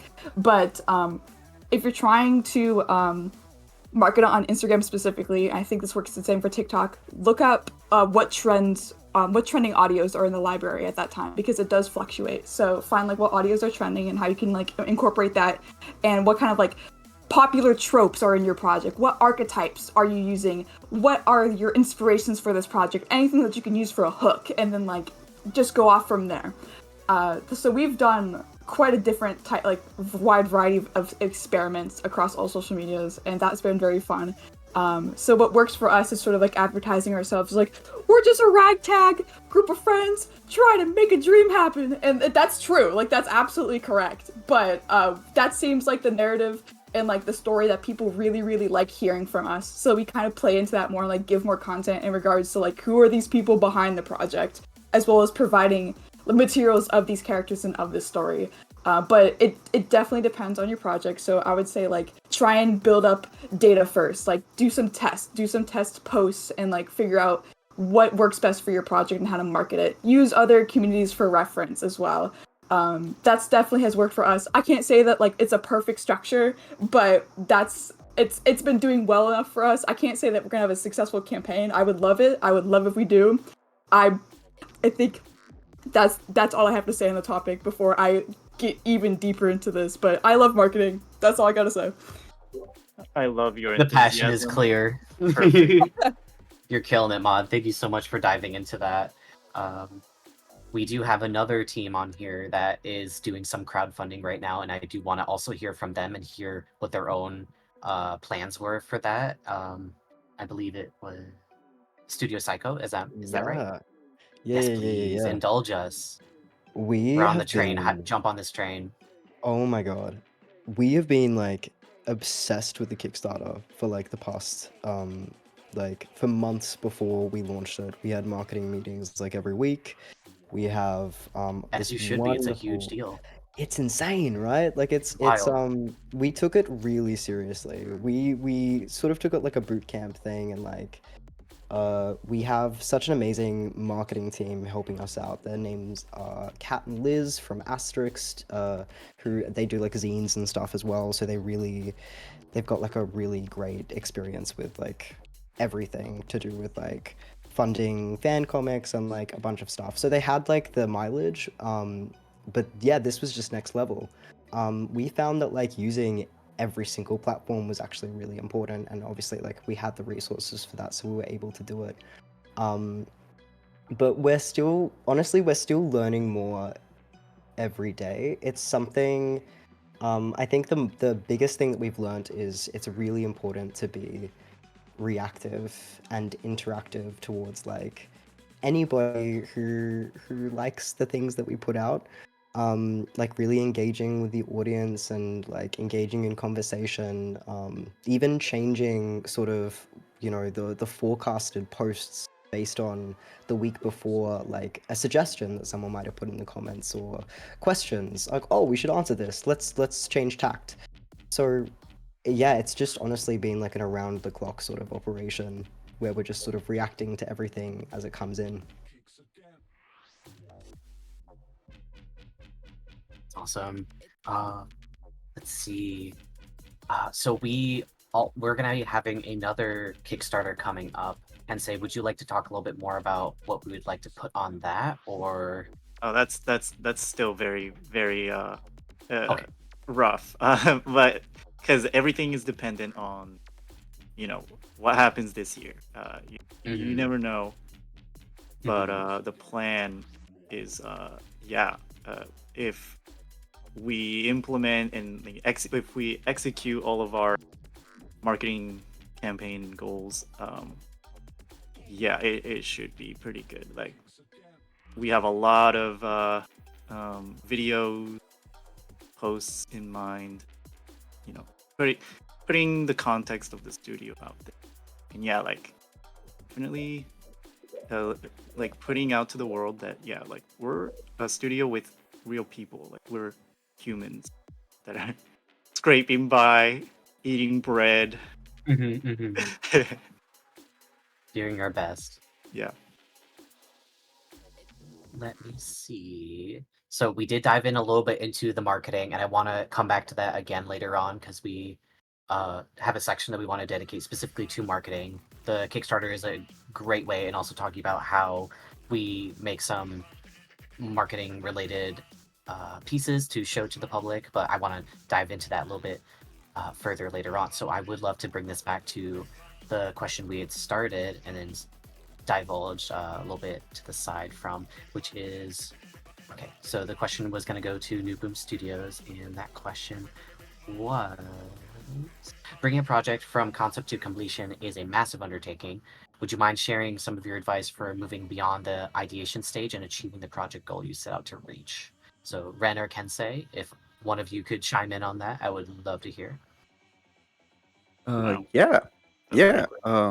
That is a great question. I think bringing it further from just the idea, it's a challenge itself, at least, especially for me, was a way of looking at my work and trying to figure out how to bring this story to life. But on my end, I was a little bit more fortunate because it happened in a time where like the world shut down, right? And everybody was kind of like trying to figure out what to do next. And in a sense, like the world kind of just paused and time kind of froze. And unfortunately, also with that layoff that happened, I had nowhere else to go, and I was stuck in at home. I had me and myself and my thoughts.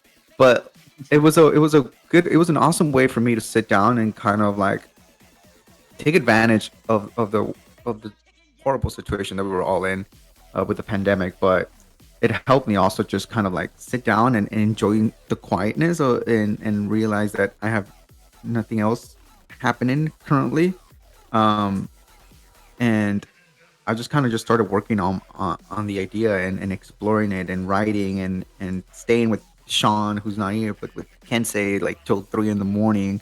And this is not just like, and it's not just us like thinking about creating a big studio and creating a big project. It was just us having fun as friends, creating a story. And I think having a community, having close friends with you helps that, because when you're trying to work on, at least for me, an idea on my own, it's fun, but at the same time, I can step away from it and move on to something else that I come up with.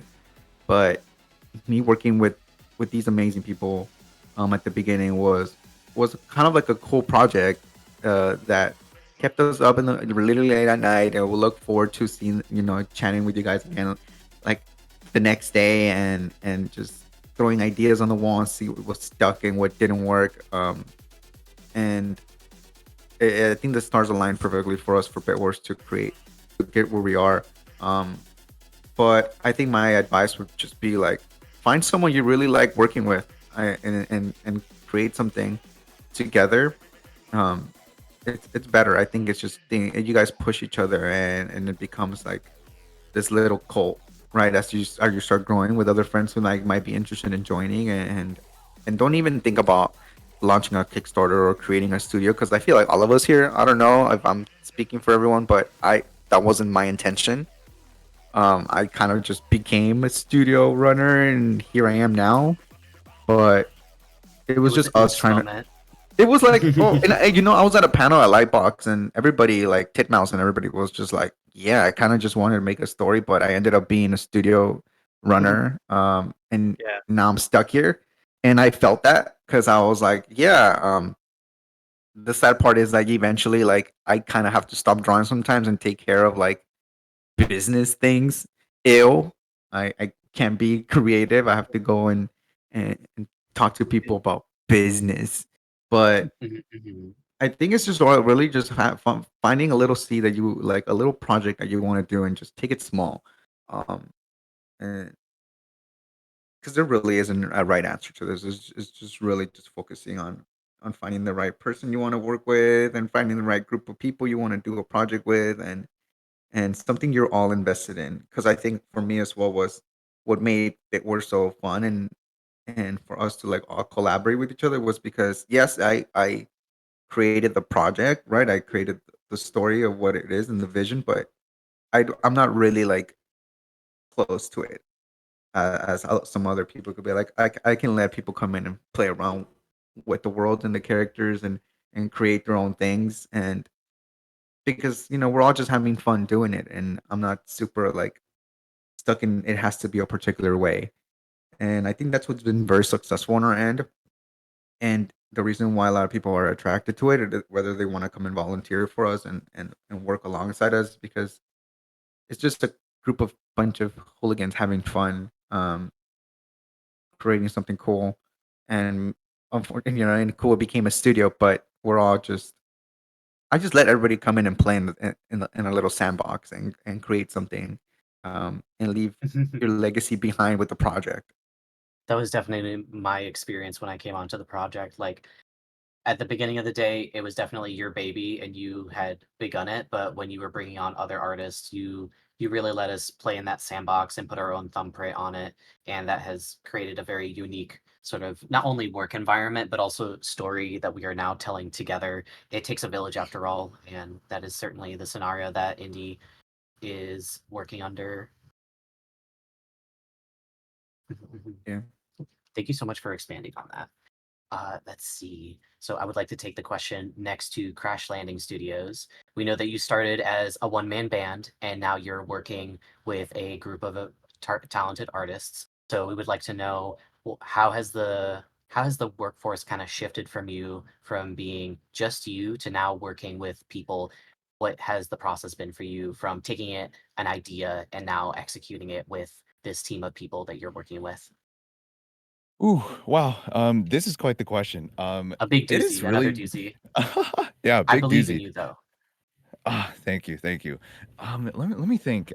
It's really has been quite a journey going from a one man band into a group of artists, because it's like when it's all in your head, you kind of like the communication is 100% because you know exactly what you want, and it's like, oh, you just and you can get it done like really quickly and efficiently. But I mean, there's only so much one person can do. So like, I started onboarding more people. Um, and to help out, and like now I found myself doing less and less of the art stuff, more and more of the managing stuff. Amen. um Yeah. yeah, so that was definitely an interesting transition. And so I had to start doing like giving feedback and like Yeah, communicating what I needed. And so that was a giving skill, like in notes. addition. Yeah, I had to like give notes and do like redlining and stuff. Like this is really weird.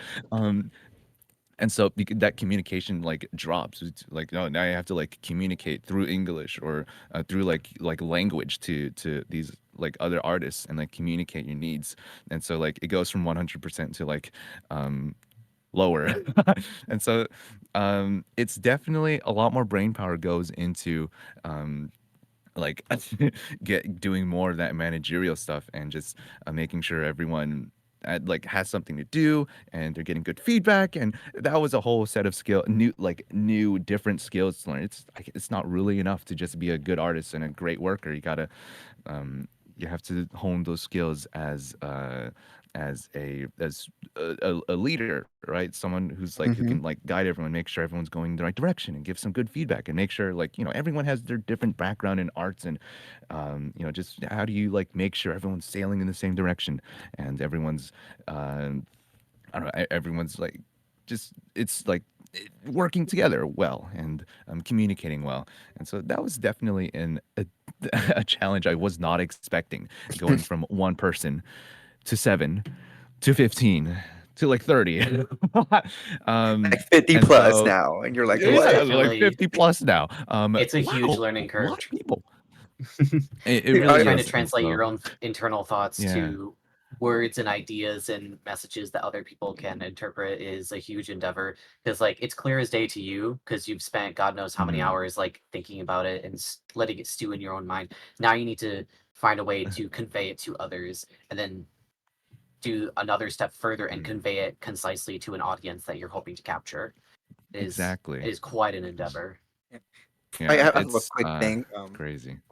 for you, Mix, and everybody who's like the creator of like of the series. Isn't it wild when you're like on Discord or whatever thing you're is, and you're like, oh, I'm gonna go hop onto my meeting, and then you see like there's other like 4 meetings going on, and you're like, how did we get here? Like, And then you see how many like, people are in each meeting. yeah, and I'm like, there's a marketing and a biz dev meeting and a storyboard meeting happening at the same time. Like what? Crazy. Everyone's cooking. Yeah.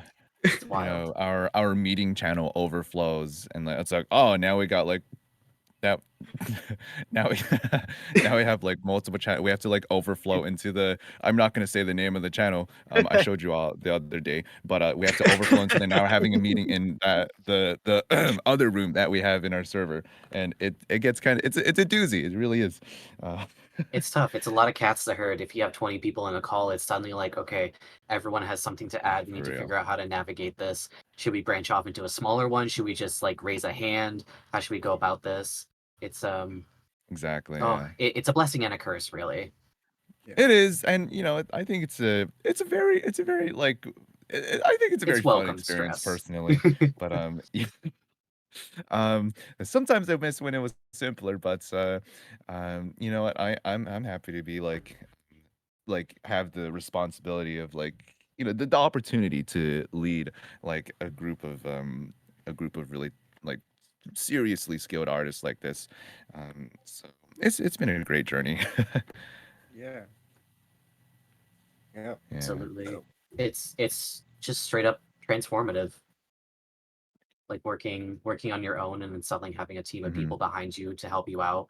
If you're struggling with something, they can take on the burden and help you out. It's just irreplaceable having others to help you out.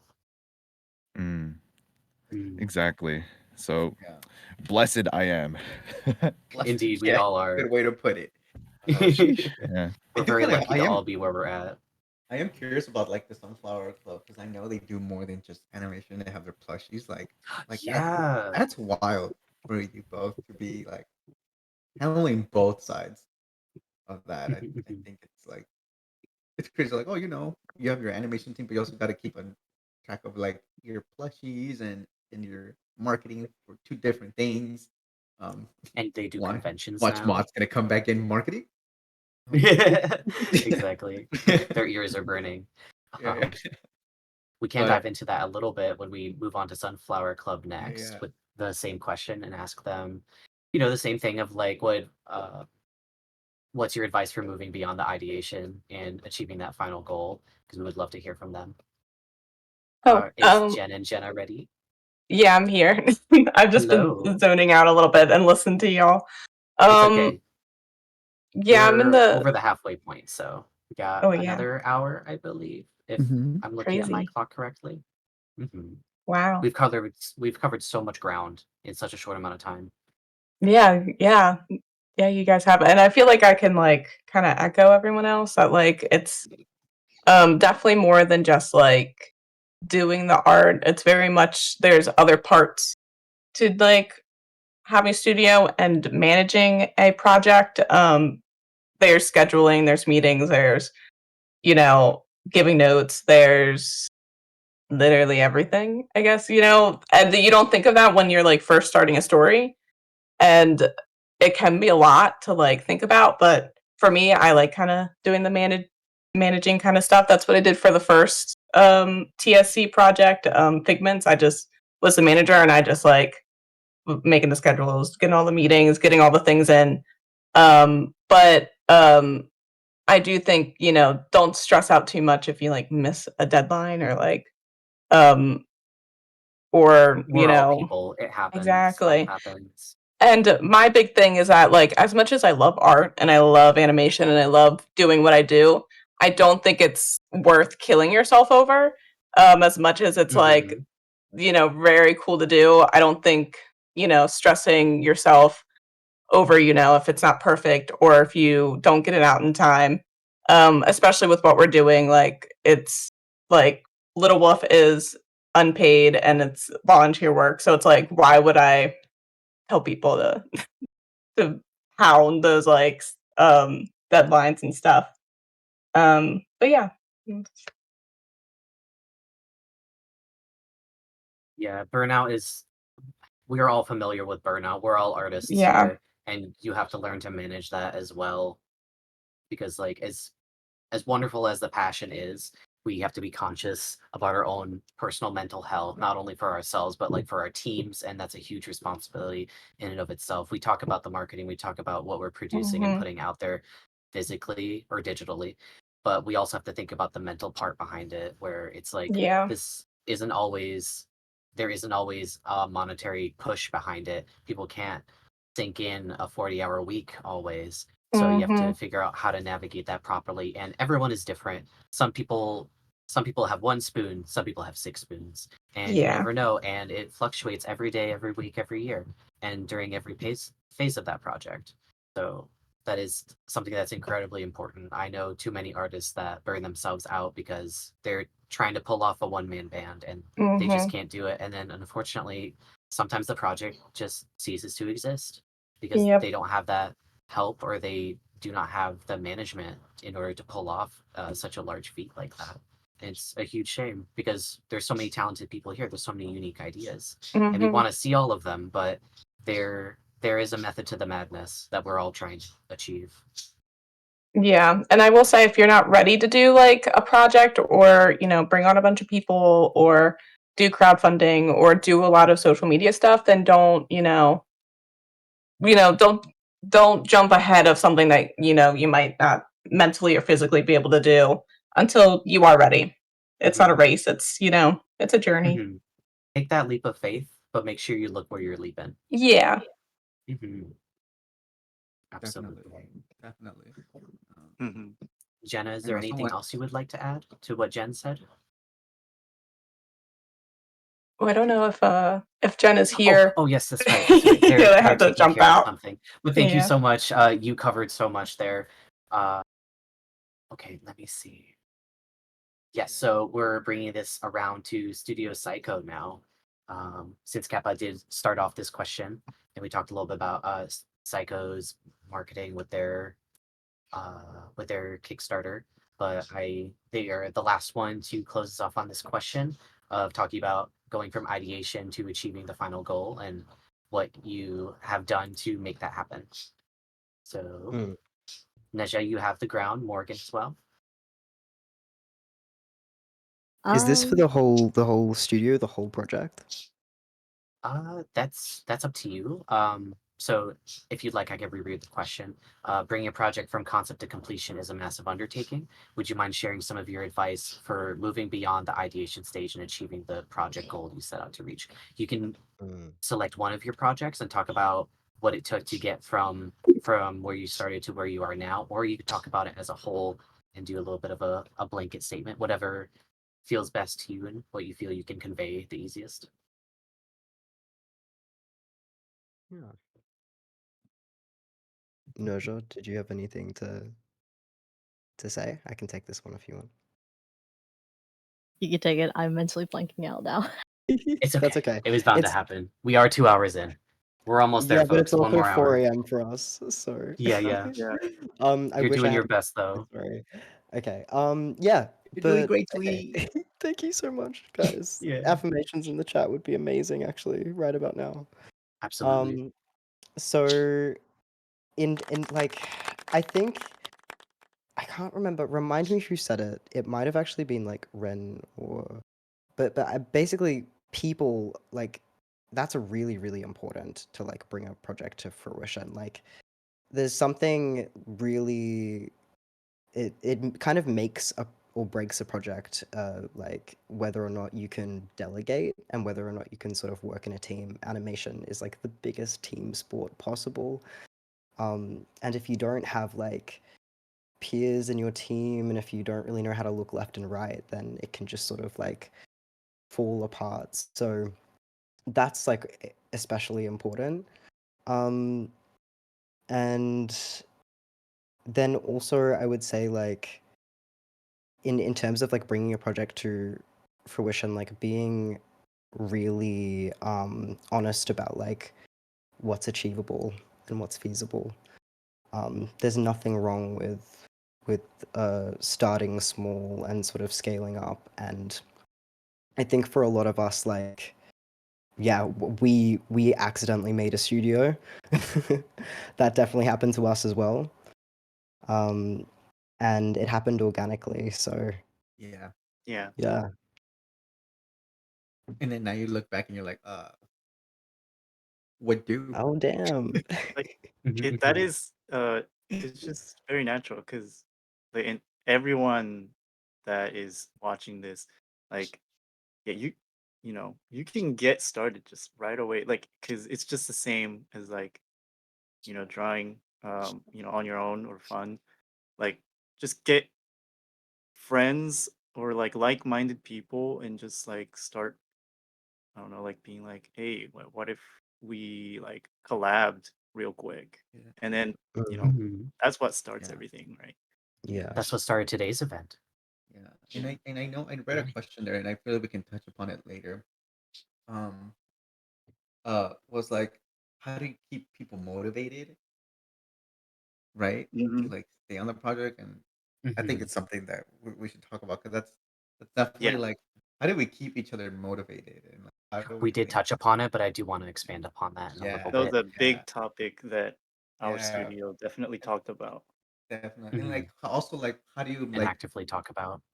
how do you turn something that's a chore and keep in the passion, right? Or Foundry asked that as well, and I think we've touched upon it lightly, but a lot of there's a lot of moving pieces here that we have to do to get it moving, like, but that's a problem for like later down the line for everybody who's starting. Just like, just have fun, just get Yeah. somebody, and and just have fun together. um yeah. Mhm, mhm. So thankfully we can dive into all of that. I did misspeak. I misspoke earlier and said that we only have 1 hour. We're actually at the halfway point. We do have another 2 hours on here. Oh, okay, okay. Um, So, however, since What? we are Jordan at the just halfway point. mentioned, Yes, I'm right? just about to address that. Okay. If people need a 5 minute break to like kind of walk around, wake up a little, we realize that it's very, very early in the morning for a couple of our hosts here. And if you guys need that, we would love to give you that break. It's also a great moment right now, since we did wrap up that question, to do just a quick little break. Everyone gets some drinks, everyone use the bathroom. I think we can run that little animation reel again on the stream really quick. Hopefully our back house people can make that happen for us real quick, and then we can take a 5 minute break. Does everything sound good?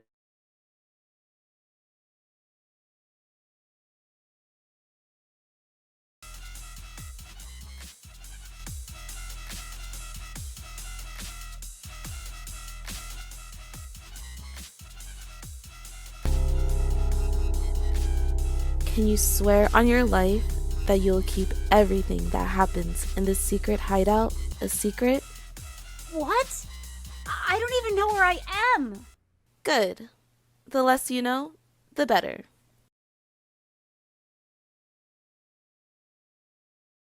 This is JD's Clubhouse in the Woods.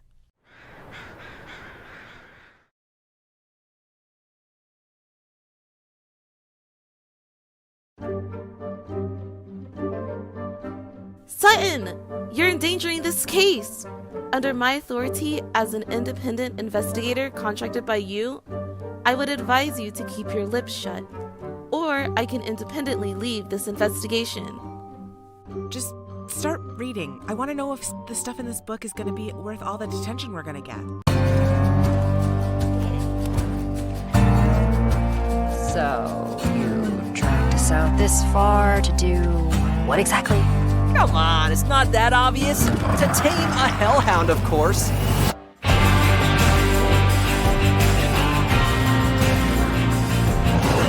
That's what the pellets do! I thought you had a plan! You're a sentinel. Just fight better. Seriously?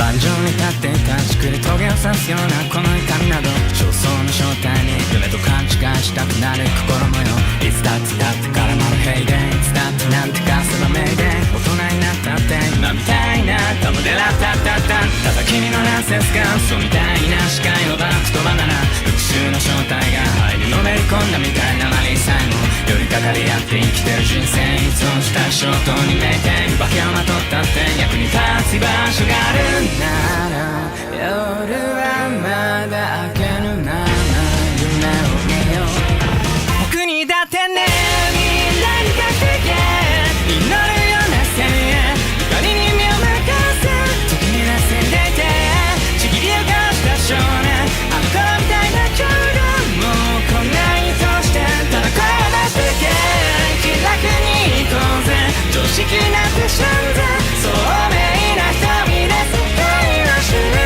溢れるこの模様いざ迎えてくれよ拍手喝采で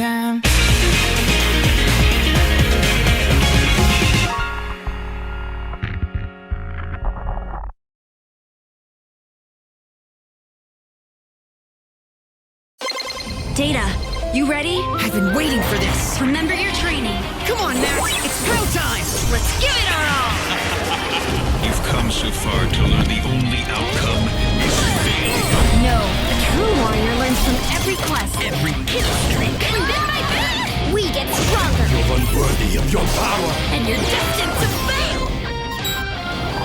Maybe they're right, but failure is our greatest tool. Experience, our greatest weapon. It's never game over.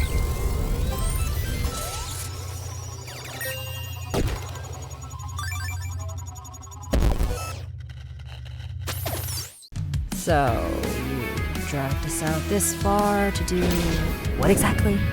I've got an idea. It's crazy, but it's fun. I've been waiting for this. Okay, big smiles. Here we go. Let's give it our all. You're a sentinel. Just fight better.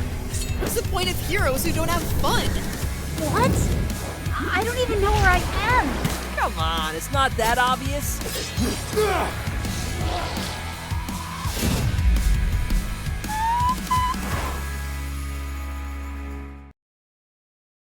Hello, welcome back, everyone. I hope everyone got a drink and a snack. Had a little walk around, little stretch, whatever you need. That So was so fast.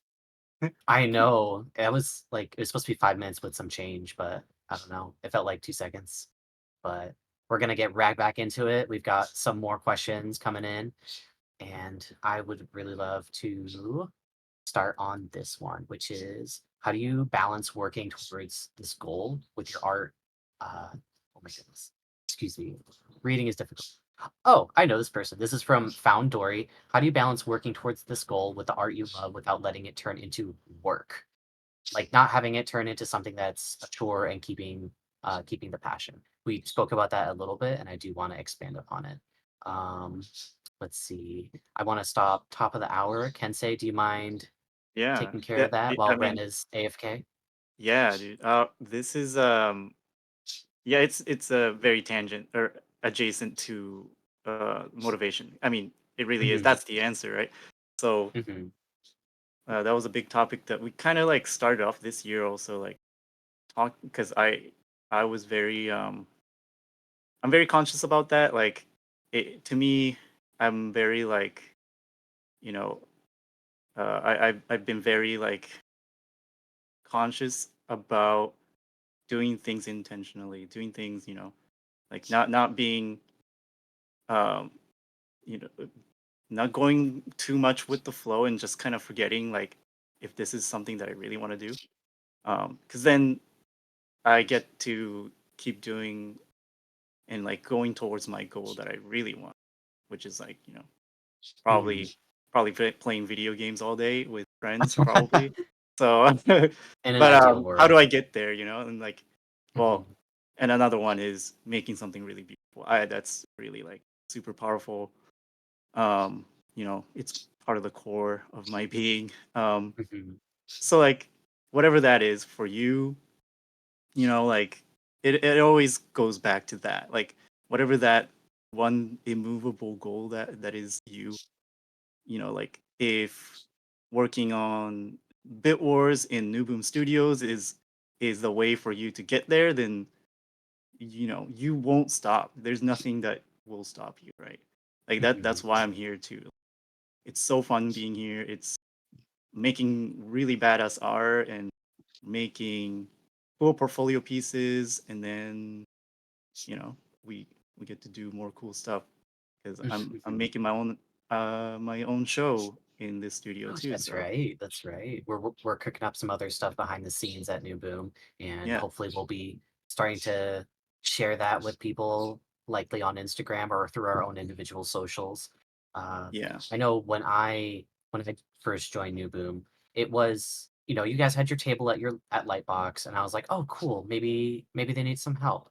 So I reached out, y'all brought me on, and originally it was like this looks really cool. If this could also be a portfolio piece, that would be wonderful. Two birds, one stone.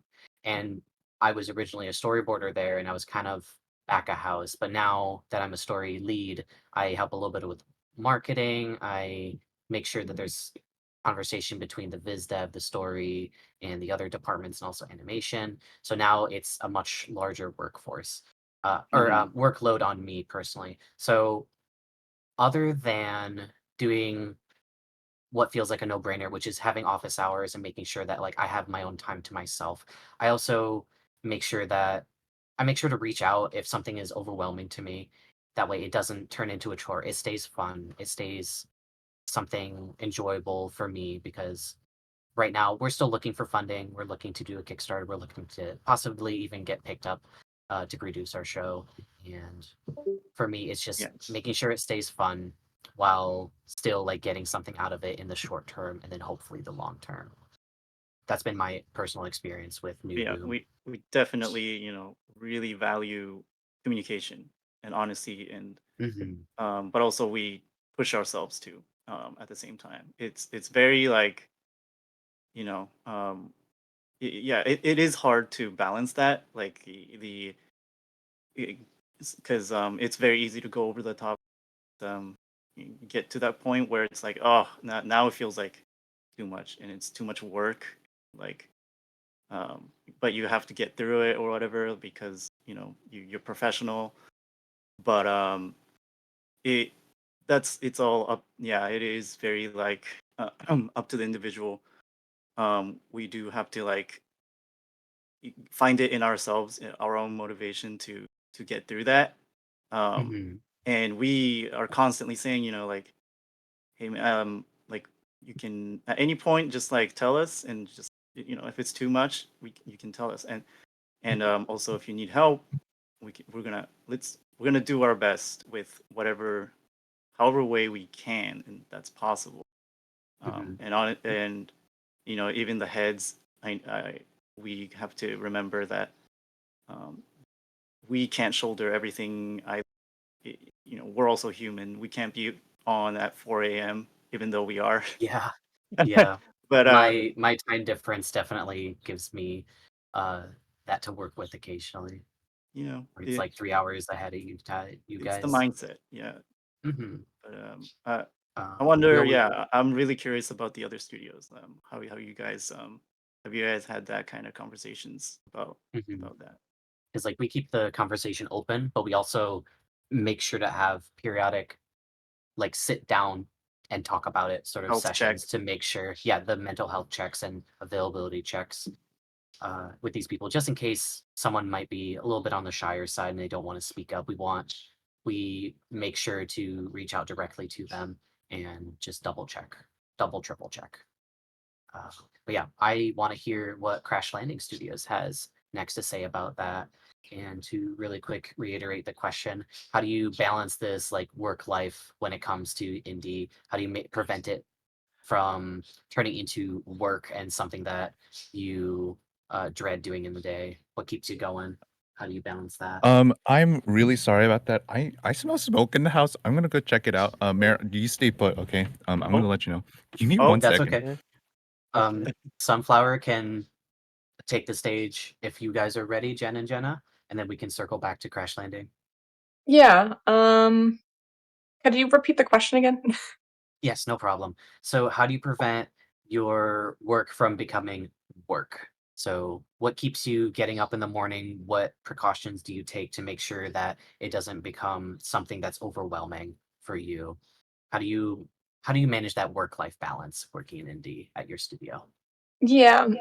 So my main thing is just making sure that, we're doing it for the right reasons. And if we're not having fun doing it, then it's not really worth doing. We had a conversation recently because I was like super busy a few months ago. I'm a grad student, and also I'm starting a full-time job. So while also doing this, so it's a lot to kind of handle. And a few months ago, I was like, oh, I want to do so much because I really want to grow it.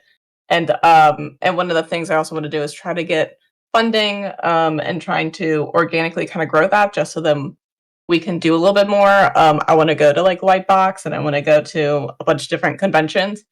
And at the time I didn't have a full-time job, so I didn't have my own funding for that.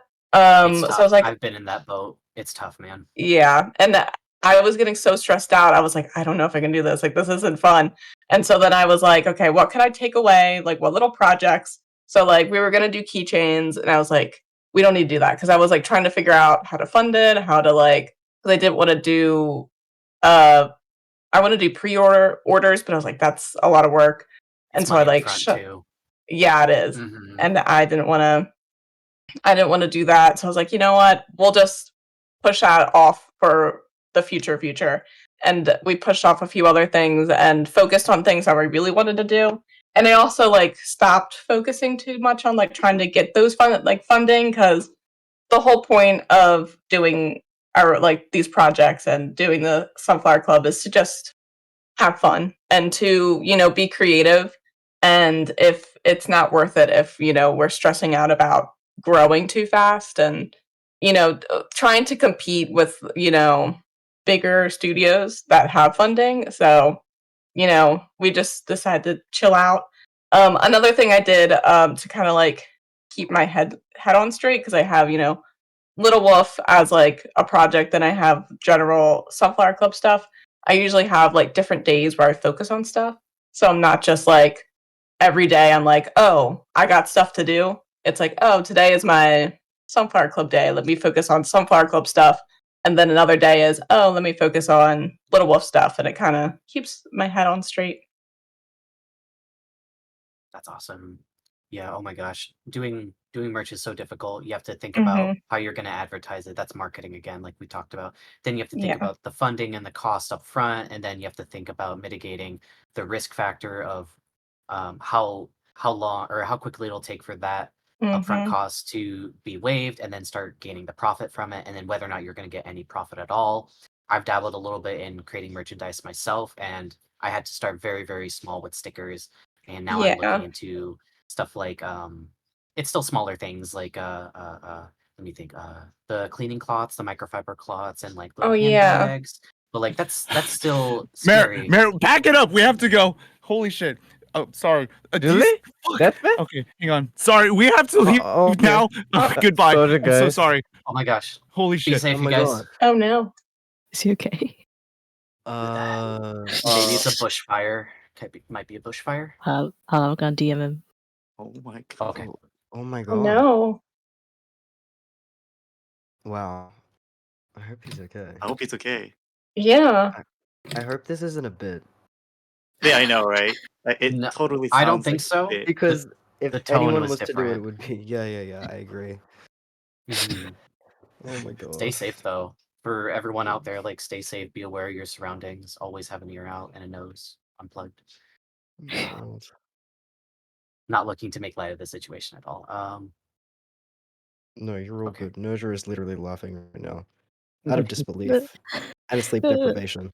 It's that anxiety laugh. I feel that. Yeah, it's the this isn't good. Yeah, I don't want to take away from that, but I also don't want to derail us too much.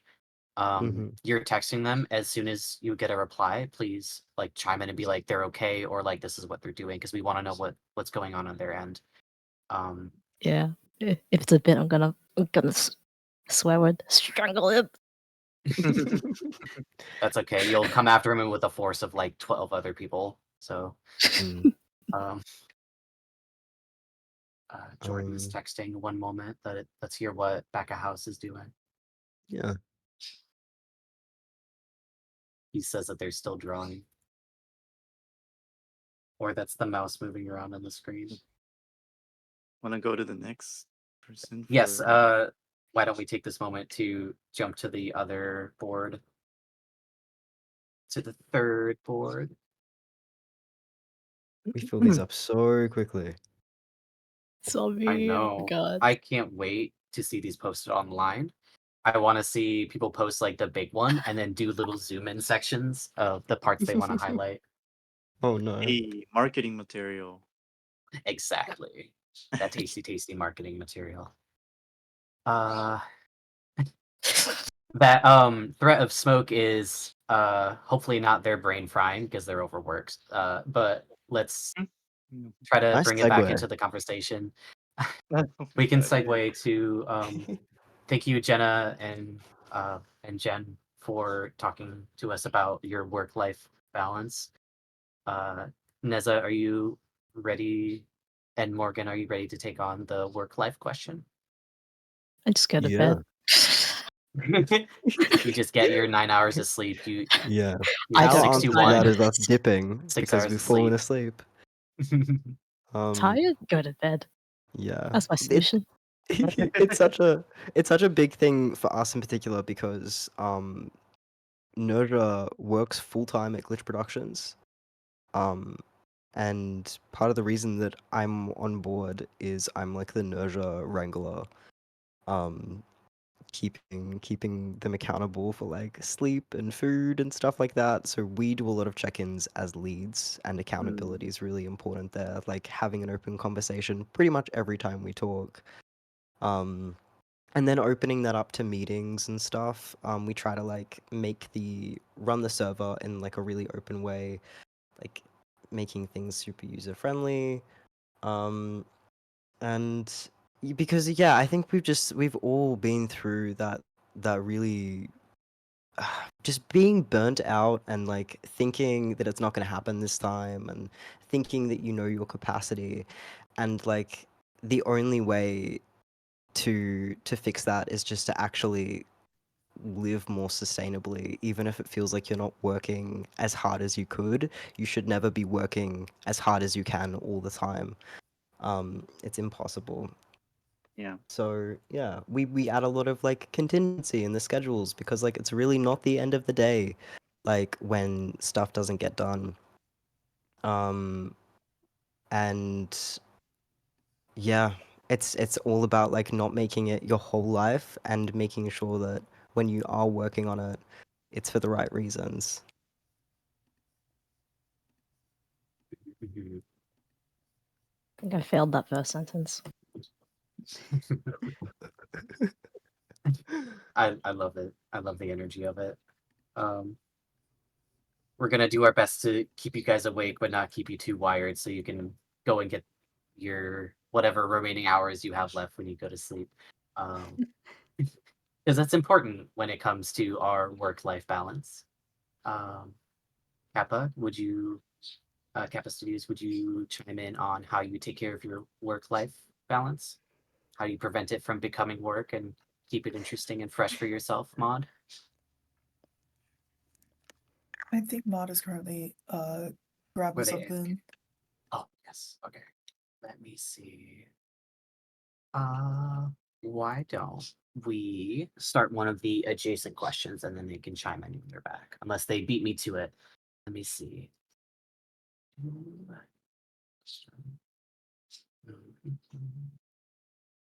Oh, I think this one is nice. When you aren't doing art, what if you weren't doing art, what would you be doing instead? So like if you didn't decide to pursue a career in artwork and animation, what would have been your fallback or what do you think you would have pursued instead? This can go back to like when you were a child or as a fallback plan. Many of us have families that don't believe art and the arts is a lucrative endeavor and smart or stable career choice to pick. So what would have been your fallback? Kensei, do you mind taking that question first? I mean, yeah, they're right, but that's missing You the can't whole say point. that, they're listening. Anyways, please. Yeah, no, that is like I said, you don't stop, just because of that. I mean, if you're worried about, yeah, like Luke, uh, financial, you know, problems, or like if you're worried about, if that's like your priority, um, yeah, no, our art wouldn't be like it, or at least like there's ways to go about it. I mean, like art is a business, so like you gotta if you take it seriously, just like any other profession, you know, doesn't matter. You just do it because you like it, and You take that leap of faith. yeah, you're not gonna stop no matter what they say, but Mhm. My parents don't fully understand what I'm working about, and when I try to explain it to them, you realize how niche and how unique our jargon and our our industry is. Like they'll understand if you say like you make the pictures move or you do the voices for it, but they don't. It can be difficult to explain like what storyboarding is or what prop design is or environment or marketing. Um, and just how time consuming it is because it's just a different world to them. And I yeah, personally did not have a backup plan. I was just like, I'm gonna make it no matter what it takes, and I've been very stubborn about it, and that's where yeah, I'm me at too. now. Yeah, It's basically. Well, the actually, no. My backup plan. Okay, my backup plan was. were you gonna be a doctor? No, No? I Okay. always I said feel like I everyone said says, this. "Oh yeah, I was gonna go to nursing school and I quit." Yeah, if you say that, I mean, you're cool. Absolutely. Join I was us. like, ever since high school, I was like, yeah, my backup plan is living in the woods. It's, I'll probably Living off the suffer a land. lot, but like, Oh my I gosh. like nature. Um, I'll probably die in like 2 months. I'll give myself 2 months. But I mean, that was my backup. I yeah, no, I really want to like stress like um yeah, where your motivation comes from, because you'll make it happen. Like if you want it enough, Mhm. you know. So Absolutely. don't yeah, I haven't really worried about backup plans. Yeah, I think, gosh, because like I tried to think about it. I was like, could I do retail? Definitely. Oh. Could I do marketing or number crunching? Oh, I mean, no, never. you can pivot.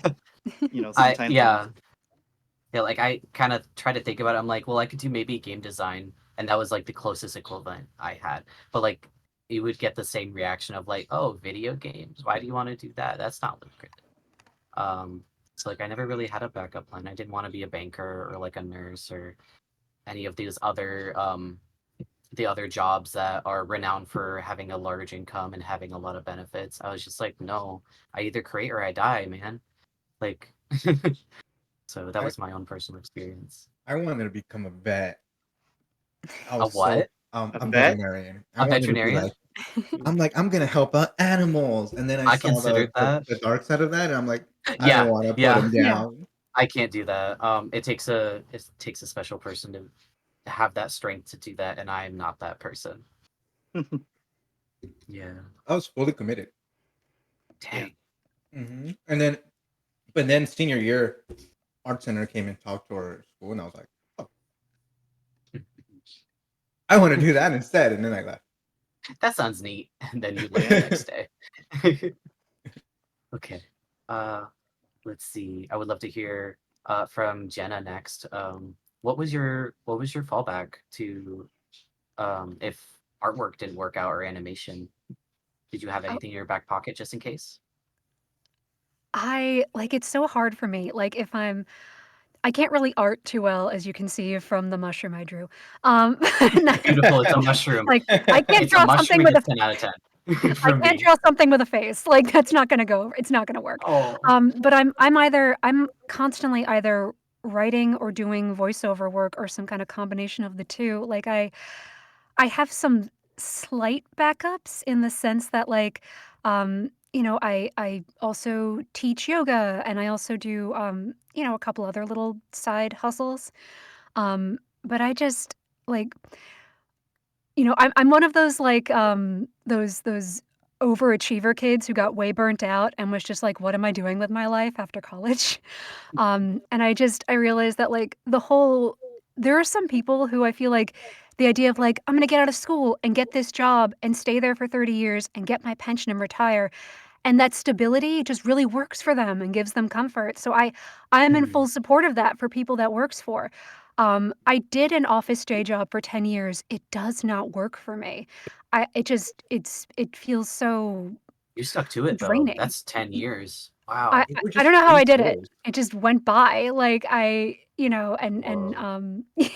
But and then 2020 came and I was just like, what am I doing? And I just had to get away from that. So I have reached a point where I'm like, the money from the writing work and being involved in animation and the voiceover, it's not consistently where I want it to be yet. So if I have to have a day job, I want it to be on my terms, which is why I'm thinking about going back to school in the fall to get a degree. Well, not a degree, but a certificate in baking and pastry arts, because that's something else I like to do. And the idea of getting up at 4 in the morning and going and baking donuts for people actually fills me with joy, and it's something I would like to do on top of the other stuff I do. So that's my current backup plan, and we'll see how that changes. That makes sense because like what I'm hearing a lot is people have alternatives to get that creative energy out. You have it in writing and producing content in different ways. Maybe it isn't directly drawing or doodling, but like you still have that creative passion burning in the back of your head that you want to get out there. And I think baking is also like adjacent to that because you're creating something special for someone, or as simple as like a meal. You're giving something to someone else to consume, and it affects Exactly. people directly. And that speaks to me because I love cooking. My favorite thing is cooking something at home. I can do everything from bread to like steaks and stews and roasts. And I love trying different cultures and different types of food with different food profiles, flavor Oh, profiles. And I just love that, and I love feeding people. So I totally understand your drive and interest in being some sort of baker. Do you watch Dungeon Meshi? Yes. I love Dungeon Meshi. I Like we would love need it. we would need a I whole other can't believe I didn't stream. know about it. I know, right? Oh my gosh, it's so good. Someone in I've another been project server was like, "You should watch this," and I got like 3 episodes in. I'm like, "This is the best thing right now." Same. Oh man, Same. yeah, This I've will been following sustain me. them since they started the manga, and it was so sad when it wrapped up, and it's good. It's not It's really super good. long, is it? Isn't it only like 20 volumes, something like that? Yeah, freaking the anime is going by so fast. I It's know. yeah, Ah, it's great. gosh. That's so cool. Thank you for sharing with us. Of course, I do want to thank you. hear what Neza and Morgan have. What do you guys? What's your fallback to if art just did not pan out for you guys? What would you have done? I originally wanted to be a surgeon. I think part of me still does because I keep like I'm like watching this show called Doctor X, who is really just like a freelance surgeon who's like a girl boss and slays. That's And I'm something like, I've never I heard wish I of was as a you. job title of I don't freelance think it's surgeon. I don't think it's actually a real title, but it was just so cool. I was like, why can't it be me? Kind of thing. So is that what you wanted to do? Did you try pursuing it or going to school at all, or was it kind of like a morbid fascination that you watched videos and did research on? Any I think it specific was- body like surgeon, like brain surgeon, heart surgeon? There's so I think many it was surgeons. I think it was a lot of morbid interest. Yes. I trust you. I think you have the knowledge where if I get carpal tunnel and I don't have the money, I think I can come to you. Yeah. Yeah. Well, none of us wire can hanger. afford Guys. real medical, so we'll just come to you. There'll Trust be you a TED guys, Talk and a YouTube tutorial about it eventually. I trust you. I watch surgery shows, guys. I know what I'm doing. I just look believe at my resume and look at how many hours I've logged into these medical TV shows. Oh my goodness. And Morganite? Yeah, I did law at university for a little bit. Like Whoa. I dropped out like 3 weeks before graduating, which was a choice. That was a choice. I was so close, but I was just like I almost dropped out. Almost. Yeah, I think I just hit a wall and I was like, if I finish, I don't know. This is gonna don't take my advice, but like, if I thought in my brain I was like, if I finish this, it's like I'm sort of like admitting that this is what I want to do with the rest of my life, and I don't actually want to like close that chapter off in that way. I don't really want to acknowledge that. And then I moved state and went into animation instead. So Yeah. So I guess I'd be doing something to do with that, but I don't know, I think I do a bit of a blend now because I get to I don't know, look at contracts and like set up stuff for the studio. You've So got I the think brain for reading those contracts, which I Yeah. certainly don't have. I have respect You have for contract reading brain, dude. yeah, we need that. they're Can you come? fun. Are you Contracts I mean, available, please? Australian law is very different to Oh, US that's law. I'll say that first, yeah. So Dude, I can't can't give you look any at legal contracts. advice. Me personally, as an artist, I have an agent. They look at contracts. Oh my god. Screw Yeah, that. nice. I ain't looking at that. Get a guy that knows what they're doing. That's the moral of the story here. If you don't mind me asking, you're the your path is the one that Hollywood really likes to harp on, where it's like they were a law student and then they gave it all up for blank. Oh What yeah, was, yeah. if you don't mind me asking, what was the family's reaction for you abandoning law and going into something that a lot of people is silly, which is art? What was their reaction? I think I was actually very lucky. My parents did not care what I was doing. As long as you were doing something with your life. Yeah, and I also didn't just do law. I did a double, and I did. Oh my god, this is gonna sound so strange. I did basket weaving. fine art and law. So I was also learning like art history and like all that stuff. So I sort of like lent into it, and then I would turn my fine art assignments into like I don't know, I'd make them comics or storyboards and stuff, and they'd be like, that does not belong in a white wall gallery, and I'd get really upset about it. I want to know if you've watched Blue Period, the anime that's on Netflix. It's No, only I a season. haven't. Okay, I've if you heard do, so much hit me up. about I it. want to hear because like I do not have an in-depth like art history background, so like I'm learning so much watching it, but I'm also wondering how much of it is watered down and how much is Interesting. like not. But like there's some really strong industry people working on it that I would hope know that sort of history. So I'm very curious how much is like true to form. If I could Yeah, pick your okay. brain, if you eventually get around to it, I'd love that. Oh, for sure. That's on my list now. I'll let you know. Yeah. The manga is also very good. I'm impatient and I don't know if they're going to get a second season any further beyond that. But the manga is quite good. I like the characters and I like what they do with them. Yeah, cool. Yeah. Wow, Awesome. that's wild. Okay, now we're down to Kappa. Maud is back. Welcome back.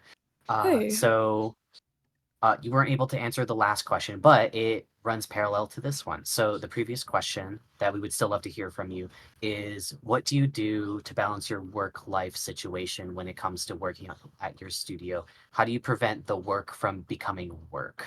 And then after that, we can talk about if you hadn't gone into art, what was your fallback if you had a fallback? Okay. Yeah, I can answer both of those. So for preventing work and balance and like knowing a good balance, maybe this is a little too like spicy, but I think this is going to be work inevitable. Like it's never going to be fun all the time. And I think that's something that people should accept is it's like you're a baby, it's your project, but there will be things that you just have to grit and bear and deal with. So for Absolutely. me, balance work was like it was definitely a challenge. It's something that I am still trying to find a good balance for right now. I would say it's easier because this is my full-time focus right now is getting Kappapon off the ground. I have decided upon myself to like take all of my freelance work, put it aside, and just focus on getting everything sorted out for Kappapon and Hearts of Titan. But for the majority of this development, I was doing freelance and I was working a full-time job at Powerhouse. And during that period of time was when I was really having a hard time keeping up with everything because like I was doing like work on like multiple projects all at once while also doing Hearts of Titan work. And it was very, very difficult even having free time. So I would honestly have like no availability for myself to actually like take a break and like just do something else, turn off like the work mindset for more than like a few hours at a time. And for that period, it was not ideal. So after I left Powerhouse, I was like, okay, I'm gonna wrap up whatever freelance gigs I currently have, and I'm just going to focus on Kappapon and get everything that we need off the ground. And so that grind ever was since real for you.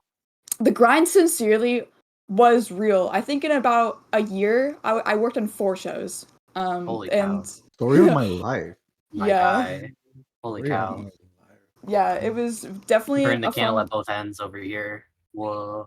Absolutely. I think that was a very good learning experience too, because I think Powerhouse was my first like industry gig. Before that, it was mainly freelance, so it was a good experience for that. Also, if I get to like geek out for a second, Castlevania is like one of my favorite shows. Oh my gosh, I'm so happy that I got to do a little bit on Nocturne. So Oh, that's so cool. yeah, Oh my regardless, gosh, yeah. it was a good time, and now I get the focus on Kappapon with that kind of experience under my belt, and now kind of like getting back into the groove of understanding better balance and like dividing up personal life and professional life. It was, I think now in the last like few months since the start of this year, it has gotten easier. It's just like I set like mandated times for myself. Like it doesn't matter if I need to hit this deadline. I need to go to bed. Like it doesn't matter if like this needs to be completed. Like I have to sleep. I have to get rest. And it's Your sometimes work I'll give suffers otherwise, and then sometimes you have to do revisions. Like you do something because you're right. staying up late, and then it's like the next day you look at it and it's like, shoot, I just made more work for myself because I wasn't giving it my 100% because I was tired. It's so important to take those breaks. It's sincerely taxing on your health, and like I'm Absolutely. learning like from past mistakes. Yeah, like don't do that. Mhm. So that's kind of like what I've been trying to figure out is like that kind of schedule and work balance. But it's a learning process. I think a lot of artists struggle with that too. It's like we're all holding hands together as like the flames are roaring behind us. It's great. But What was the other question? Oh my gosh. What was that? What was that, Kensei? What was your backup plan? Or Oh. Yeah. What was your backup plan if art didn't happen? You're someone that started very early, so. Wow. Okay. So, there was no backup plan. It was this or death. Like, it Yeah, me was. neither. Me neither. We're in the same boat there. Ride or It's die, like, homie. how do I explain? When I was like 11, I locked in. Like that was it. So my like pony cutie mark was it like burnt onto my thigh at 11 years Shoot. old. Oh man. Yeah, So I knew it was exactly a what I drawing wanted to do. tablet on the cutie mark instead, a drawing tablet in the pen. Yeah, that's what it was since I Or was the like light table. right. Oh When I was 11, I knew exactly what I wanted to do. It was like, I want to be an animator. But then when I got into the industry, it turns out animation's not my strongest skill. I'm actually good at post-production. So that's what I've kind of fell into, where things change over time, but I still got to that end point, which is working in the animation industry, which was the thing that I wanted to do since I was 11. It's just like work on cartoons. So that was fun. I know, I think I mentioned very vaguely that I had dropped out of college, and like ever since like then, I was like, I don't think school's for me. I know that and just like my brain is not wired to do this. I'm just going to break into the industry my way, and with it, and I set a goal for myself, which was by the time that I would have graduated college, I want to be in the animation industry. Like I want to be working and like doing things on shows and wherever. And I was able to meet that goal. It was like a grueling 4 years, and I was able to like break in through different means. But by the end of it, I was able to reach that accomplishment that I set for myself, and that was very rewarding. So, TLDR, I knew exactly what I wanted to do since I was like a child, and I was able to get there through like I guess very trial by fire, gruesome means. I clawed my way out. It was very fun. Now that you've said it, it does remind me of like I also kind of hit a wall with animation because like when I was a kid, I cycled through so many things I wanted to be. Like as a wee baby, I loved dinosaurs and animals, so I was like paleontologist, marine biologist, yeah. And then I started seeing I had some learning disabilities, and I was like, okay, well maybe I'm not very good at remembering dates and like pronouncing things correctly. So I was like, well, what if I'm a voice actor? And then because I loved anime at the time, I was like, oh shoot, I have stage fright, can't do that either. What else is on the docket? What other options do I have? So then I started getting more into the Western animation and Gravity Falls. And I was like, oh, animation, animating, that'd be so cool. Gave it a try. Did not have the patience for it. I don't know how you guys pull it off. You guys have like this. It feels like an endless amount of patience that I just do not have. And through that, and through learning more about animation industry and the other jobs in there, that's how I discovered storyboarding, and then that's where I'm very happy settled in now. And now I definitely had that route of like, I want to work in animation. How am I going to make this happen? And then finally, I settled into what I'm doing now as a storyboarder. So like, same boat, ride or die. Oh yeah. I have a question for everyone. Oh, go ahead. No, yeah. What's the question? Before we move on to that question, Zom did put a really nice segment in our chat, chiming in on their own experiences that I want to read off, if you guys don't mind. Absolutely. Yeah, so I'm just gonna quote it directly because I like how they put it. So Zom says, my input is that if I were not to be able to work in animation, I would still seek ways to work in animation, even if it means I learn to do compositing, VFX, voice acting, or writing, etc. If I truly cannot work in animation ever, like some curse had fallen upon me, then I would be an in-house assistant who would cook, clean, distribute beverages, and motivate everyone in the studio to keep going. And then the last segment says, art and animation was quite literally the only thing I saw a future in. My mom noticed I had how I would draw more intentionally when I was 4 and helped me hone my abilities in ways that she could. Then I professionally started doing art when I was 11, and I got my first commission to draw a group of teenagers. And I can truly say that I'm fully 100% obsessed with the medium. And I think that speaks to so many of us here, where it's just like the love, the passion, the community. It is such a driving force for us. I've met so many friends in such a short amount of time just by like sharing my art and meeting other like-minded people. I think I think Zom put it very beautifully. Thank you so much for sharing that. Let's go, Zombie, Pokey Bear. Boo, boo, boo, boo, boo, boo. Yippee! Awesome. Thank you so much for letting me read that out. I thought it was very important. I want to hear what that question was for everyone. Oh yeah. I hope I didn't I do have a distract you. question, like a quick Go for question it. for everyone. It's literally just something silly, but like, what was everyone's canon event that got them into making art? Because mine was watching Splash Kitty artists on YouTube and fairy foxes, and that's what got me into wanting to make cartoons. I do have a fun little backstory to mine if I can take the floor for just a moment.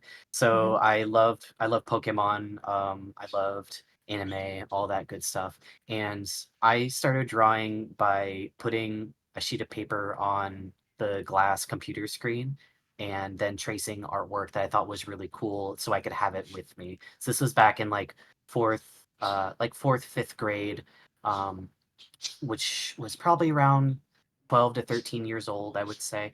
And the reason why I had to do this was because my mom was like, you can't print that off. Printer, ink, and paper is very expensive. So I was like, "Ugh, okay. So I would turn off the lights. I would put the paper on the screen and trace it from there because she would not let me print it. And because I did that, I developed a very steady hand. I was able to recreate a lot of the images that I was seeing because eventually my back and my arm would start hurting. So I'd have to put the paper down on the table and then start looking up at the drawing and then recreating it on the paper. And I still have some of those drawings. They are from like 2008, 2009, some are even from 2007. I'm shocked that I thought to date those and I kept all of my drawings. So that was when I started taking it a little bit more seriously in my very younger years. And then like middle school was like drawing a lot of anime, drawing a lot of OCs, collaborating with friends. And then when I was in high school and I got some not very good art friends, people that would like put down my artwork, I started looking into different areas of art, stuff that was like Western and not just anime. So essentially I gave them no ammunition to like put me down with.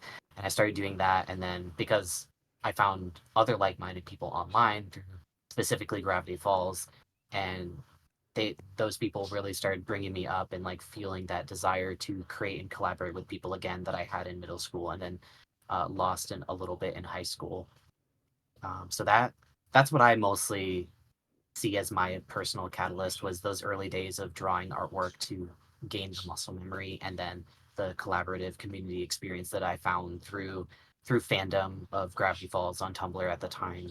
And then that is what led to here, because that time was high school-ish and a little bit into college. And then college was when I started going to CTN, like the Creative Talent Networking Expo, and then Lightbox the last 2 years. And yeah, that was my catalyst. I think it was a long time coming, but I'm here now, and that's what matters. Yeah. Yeah. If you don't mind, I would like to take that question to Ken and Rensei so we can go back to going down the line. Are you two ready? Oh, you Kensei, said Ren. me and Ren? Yes. If you would please. Ren. Ren, what was your canon? drawing catalyst? What made your brain go burr and made you start drawing? Oh.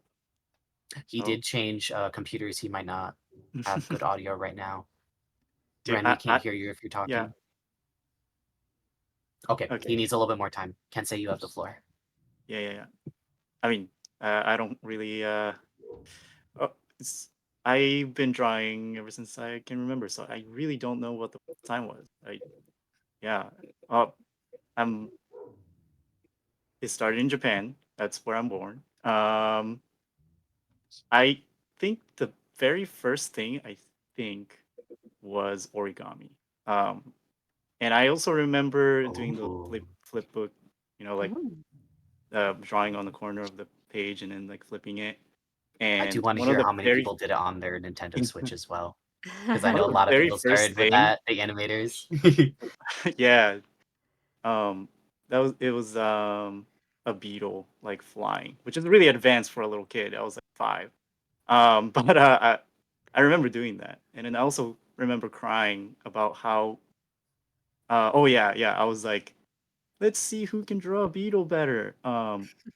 And like I challenged my dad, and he drew it way better than I did, and then, and I was like so in distraught, and ever since then, I vowed to never draw a bad drawing. No, I'm just kidding. But no, How bad I did I hurt remember you? just drawing all the time as a kid. I came Welcome back and I back. just heard That's Kensei mine. getting slayed by his dad. Dude, yeah, that was. Oh my gosh. And my mom got angry. It was like, why would you go serious on a little kid? Oh. And I Oh my don't god! know. Oh my god! It reminds me of that video. You see the mom recording. I believe it was her daughter drawing. She did like a self portrait. Yeah, yeah. Yeah, I know exactly what you're talking about. The dad's losing it. Like, and the mom's like, "That's how you say it's good in French." I thought that was hilarious. Was that you, Kensei? A Oh yeah, that similar was me. story. Oh yeah, exactly. Oh my That's gosh. hilarious. Well, welcome back, Ren. We would love to so hear sorry. what your drawing catalyst was, what got you going. What got me going? I think for me it was mostly like So I was born in Colombia, and then we came to the US when I was probably like. I mean, I drove over there too, but I think I came like I was 5. So it's like came to the States. Mama got a new job, so we all migrated here. So it was like I not only had to like figure out the new culture I was in, and then uh, I was already like learning English over there. So, but coming here, like it wasn't the perfect English, so I had to like figure that out and like make I've new been there. friends and like figure out the new Yeah. environment, and like it was pretty lonely. So, um, Pokemon was on TV, and like a bunch of other cool shows were on TV. So I would just draw, like that was my thing. Like I think it was a perfect escape from like the reality that I was in. Um, until like I was drawing, and I will always be that kid who would draw in class, and that eventually like opened doors to make friendships. Um, but at the same time, I was kind of shy. I don't know if you all were kind of like the shy art person in your class. Like you didn't want to show anybody what you were drawing. Was I it want just like everyone to me? look at what I was making. Oh, I was like, oh look at this dope no! shit I made. Oh no! No, I was a loud and proud artist, and teachers did not like me because I would constantly ignore their No. lessons and be drawing, and they would actively ban me from having sketchbooks in the classroom Oh because I was no! that I was the bad. opposite. I was the bad kid, man. I was the opposite. I was like, no one look what I'm doing, please. Like, I'm just drawing for me. And I remember one time I was drawing like the freaking Megazord, and then some my kid gosh. called me out, like in the middle, and he was like, "Oh my god, he's drawing the Megazord," and I was like, "No, no." Ren, I was that kid. I was that uh, kid that I would slide into next to someone. I'd be like, "You draw an anime? Yeah, Is that L from Death Note?" yeah. And then we'd be Like, friends. I was and like that people kid. came, yeah, and the class would come and like they're like, "Oh, that's so cool," and I'm like, "Oh, And then they would well, ask you to thank draw you." something for them, right? Yeah, yep. Yup. And then Yup. but for me it was like it was cool. Like it was a way to make friends, and then Mhm. that was it. Like it was really more therapeutic than, but also Pokemon. It just Gotta goes get full circle Pokemon. back to Pokemon. Gotta catch them all. Yeah. Now we gotta catch all the artists. I will add one more thing because that reminded me just before we go on to Jenna. Uh, I went to a convention in Massachusetts, and I got to meet a couple of the voice actors for Animaniacs. So I mentioned earlier that I was born in Bosnia, and like I came over when I was 2, but my big family all spoke Bosnian at home, and I had to learn that. I had to learn English, and I was held back a grade because I couldn't I couldn't verbally communicate with people. So, anyways, at this convention, I got to meet Rob Paulson and Jess Harnell, which is Yakko Warner and Wacko Warner from Animaniacs. And I talked to them a little bit, and I was like, yeah, so like you guys really formed my childhood. Like your nations of the world and your states of the US quite literally got me through middle school because I knew English at the time, but I had a very clear learning disability. And I was like, yeah, literally your songs and your voice acting like got me through those classes, so I didn't fail middle school. And they both like straight up started crying. And because they were like, oh my god, I never had any idea that like my voice acting, my roles in such a goofy little show would make such a huge impact. And like I did not expect to get a reaction from them like that. And I haven't seen them since, but like that was a huge eye Just opener hide. to me. They're They hide like, from "Oh, me. no, They he's know I go to a coming." con, they cancel. But after that day, that gave me my first strong glimpse into like the impact that animation can have on younger people. Because like to me, like I was just kind of saying something offhanded where I was like, I'm a huge fan, but I'm not a huge fan just because your voice is cool and I like the roles, but like because you guys had an impact.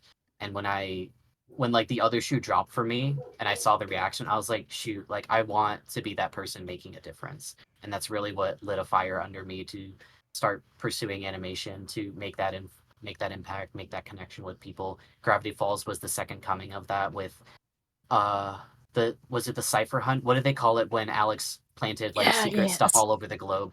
That was insane. Absolutely bonkers. Madman. So I don't know if I'll ever get to that point, but like to know that you can have that level of an influence of a younger audience is something that is just amazing. And so I just wanted to really quick add that little tidbit of like what really, really spurred me on, other than like the early days of drawing, because I've been drawing for as long as I can remember as well. I just know that the sketchbooks I know that I still have are from middle school, from when I was between 9 and 13 years old. That's what I still physically have. My mom has some paintings, as moms do. That's when I started actively having and keeping a sketchbook, when my family started acknowledging that that was something that was really flourishing and encouraging it. But enough about me. Jenna, I want to hear what was your catalyst for art? What got you going? What was your origin story for your art journey? I mean, for having a strong interest in animation in general, so my big, "Oh my god, I'm in love with this show," when I was growing up, because I'm very old, was, Hey Arnold. Um, I still Lovely. rem I still remember being very small and going to see the first movie Nickelodeon put in theaters, which was Harriet the Spy, starring Michelle Trachtenberg, and they showed the pilot for Hey Arnold before that, and I loved it. Anyway, fast forward to, like, me getting older and writing a ridiculous amount of fan fiction. Like I have a cell from the show on my wall, like, it's ridiculous. But yeah, that just made me really fall in love with animated storytelling in general, and I have been, like, a writer since I could pick up a pen. Like, I think it was, like, 1st grade, I wrote my first short story, and it was a little dark. It was about, a jack-o'-lantern the day after Halloween that got thrown out, and it came to life and sought revenge on the family. Oh, that's an indie horror movie right I there. know, right? I gotta do something with that someday. And then, just for voiceover work, like, I always just used to love watching people's performances when I was little. I think the show that really, really wowed me consistently was, All Real Monsters. The reads on that show are hysterical. Like, I mean, the script's already great, and they're adding, like, they're adding, like, an extra, like, 25% to 50%. Like, it was just mind-blowing to me. So I always loved that. So I feel like I've just been creating stuff since I could create, and those, like, kinda linchpin shows and experiences just really made me wanna stick with it and keep learning more and pursuing stuff. The good old glory Nickelodeon days. Oh, yes, so much classic 90s animation, I loved it. It's it's. I think I was able. I remember some of Ario Monster. I was the more in the. Forget how old was I? When did Ario Monster air? That was, Like, like, early '90s stuff, because that was, like, yeah, Klasky Supo stuff. yeah, yeah. It's I think only, I like, caught the 2 or tail 3 end of it. Yeah, it's only, like, 2 or 3 seasons, but it's a Mhm. very well-performed show, and just some really fun writing, some really random Tim Curry voices in it, like, Yeah, it's a yeah, really yeah. good Yeah, time. they have a Yeah. bonkers lineup. It was out around the same time that like Rugrats and stuff was, so it And was Doug. definitely. And Yeah, Doug, yeah. yeah, Oh and my probably god, Rocco Doug. was Modern R Life. Yep, yep, Um, mhm. I wish I was just a tad older so I could have been in that age demographic because Real Monsters, you know, I was a kid. It scared me. And I really wanted to go back and watch it, but it wasn't hitting. It's a different generation. It's a different humor. Mhm. I've been rewatching Rugrats recently, and I tried to do it with Real Monsters. I want to know more about the show, but it just doesn't hit for me. Maybe one day I'll give it one more go. I watched a number of episodes, but I think it's lost on me, unfortunately. Just watch Doug. Oh, it's so good. I haven't tried Doug or Rocco yet, but I What? want. Okay, What? you have I to told watch you. Doug. You guys are have a smidgy older than me. I'll watch Doug eventually. You guys were the target audience at the time. I was just a tad too young. Like, you know, Digimon and Pokemon were coming out at the same time. Digimon had more of a linear storyline. Meanwhile, Pokemon was episodic. I could do Pokemon. I couldn't do Digimon. I was just a little bit too young at the time. I'm a 95 baby for anyone that's curious. Fair. What you still were able to? Well, okay, yeah. Yeah. Well, also I had that language barrier at the time that I was fighting with for quite a long time. Yeah. Yeah. But one day I'll go back because I love looking at where animation used to be, other than just like the golden age for Disney. I like seeing what other studios were cooking up. Okay, hold on. Speaking of Real Monster, I'm gonna draw on Magma right now. That Do it. that guy that holds his eyeballs, but just from like what I remember. Big guy. From what I remember. Memory. Oh my Yeah. god. just, like, Oh, what was his name? Oh my god. Crumb. Yeah, I think it was like eyeballs like right here. I don't Wait, remember let how me it's let me zoom out. Where? While we get that underway, do you mind me taking the question to Neza and Morgan? Yeah. Oh shit, I drew him too big. But You can scale it down. Okay, you two. Let's see. We were talking about your artist origin stories. Yeah, like what was your catalyst? Was it anime? Was it Pokemon? The hot the hot topic of the night, Pokemon. For me, I'm gonna talk about Teen Titans again. Yeah. Bring It TT back was. in. I have another story. It doesn't paint me in a great light. Basically, when I was like 6 or something, I was so obsessed with Teen Titans that I was taping it on like the VCR, and I taped over my mom's childhood videos. Oh no. And she was crushed, and I just like didn't really understand what I'd done. But yeah, I was super obsessed. And I think that like it was I think like cartoons are like really special to queer kids as well, because it sort of gives you room for projection for yourself and your identity. They're so colorful. Like you can do like you can imagine, and you can do all sorts of stuff you know, like when you sort of participate in that world, and it makes you feel like you can be anything. So that was a really big thing for me. I became like oh god, this is really embarrassing. I became like a vegetarian because of Beast Boy, and like I just like that was my entry point. Yeah, I just beautiful. loved it. I love to draw them, and yeah, so that's me. That's my little cringe story. What about you, Nerja? Does anyone remember when there were like a ton of artists on Wattpad that like Oh, made that was a generation these- before me. Yeah, there was like a generation of Wattpad artists that would like draw the OCs, rant about some random thing, and then like spew just like literally every chapter was just like a bit of OC art, and then they complain about something that they experienced or whatever. And I'm like, damn, I wish I was them. And then they will also talk about their OC, and I'm like, damn, cool OCs. I want to be like them. So I just like mimicked a lot of their work, and then it kind of like divulged from there. That reminds me of like the art fights we have each year. I don't know who participates in those, but I see them very often, and I think it's so cool. I need to stop participating in them now. Yeah. Oh, if I could just take this Oh my opportunity to say, if anybody has done Art Fight with Nerja, you've got so many spoilers.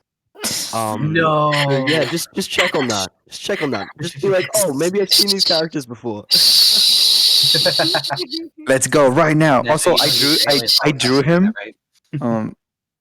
I don't know. I want to. Can someone Oh, do you guys check how does he really look like? I think you nailed it. He might be maybe a little bit taller. Wait, let me I see. don't know about the feet though. Oh, I remember that thing. Wow. How did, Dang it. what was his That name takes me again? back. Wait, Crumb? Was it Crumb? Yep.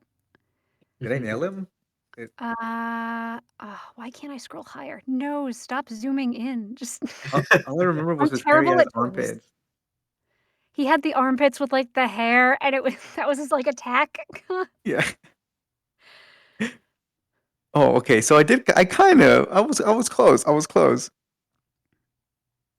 Scrolling up. Oh This is my god. this is the pocket of animation that I also miss because of language barrier. I understood SpongeBob. Ah, you got Oblina in there too. Yeah. I feel like I really messed up with her though, but No, Crumb's looking good. Crumb's looking good. and I know there was another one, right? Ickis with the big ears, and he was voiced by Yeah. Charlie Adler. How the fuck did? Okay. Okay. Hold on. I remember he had something like he looked like a rabbit. He had like bunny ears. Yeah. Yeah. And Wait, shoot, oh, the little purple one? Yeah. Yeah. Yeah. were his eyes like Yeah. up here or something? I thought the snake girl was more like candy cane shaped. And then that's all I remember. I don't remember his body.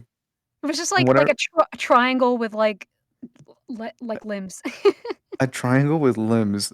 Pretty much. Like a little nacho. Yeah. Yeah. Yeah. He had like this bell-shaped body. Yeah, and he had the little like elf feet. Yeah. Yeah, right. I'm loving what's cooking up in here, but I do want to keep a couple light questions going on. So what I'd like to know next is what is and oh my goodness, I cannot talk. A day in the life, essentially. What's it like running your studio? So like a day in the life of the studio, what do you do when you get up, and then what do you have, what's the first thing on your brain? Or if it's not the first thing on your brain, what do you take care of? And then what do you do when you when you sit down and get to business? I know Ren is doodling right now. Kensei, would you mind taking that question? Maud is Well, away at the moment, so we're waiting for them to come back. Sorry, what was the question? A day in the life. Describe a day in the life of Kensei, the artist at NuBoom Studios. Okay. Day in the life. When things starts happening, When things start happening, things go down. we Yeah. just we Well, okay, I can cry. jump in. Yeah. I think a day in a life for me. Oh my god! Like just in general for like me, or just like NuBoom itself. Honest, I guess honest. Yes. Was like just for me in general, or like just NuBoom? Oh, probably for you in general, because your role, everyone has a unique role here, so I think it'd be great to get a nice overall spread of like what the day in the life is in each of our roles. And really quick, state your role again, just so people can get some context refresh. Yeah. Well, to jump off Maud point of when she was at Powerhouse and stuff like that. My current day in her life is a little hectic. And I have to wake up super early, do a couple things to make sure I have enough hours in the day. Not just for my own personal career stuff, but also like making sure I give notes and the team.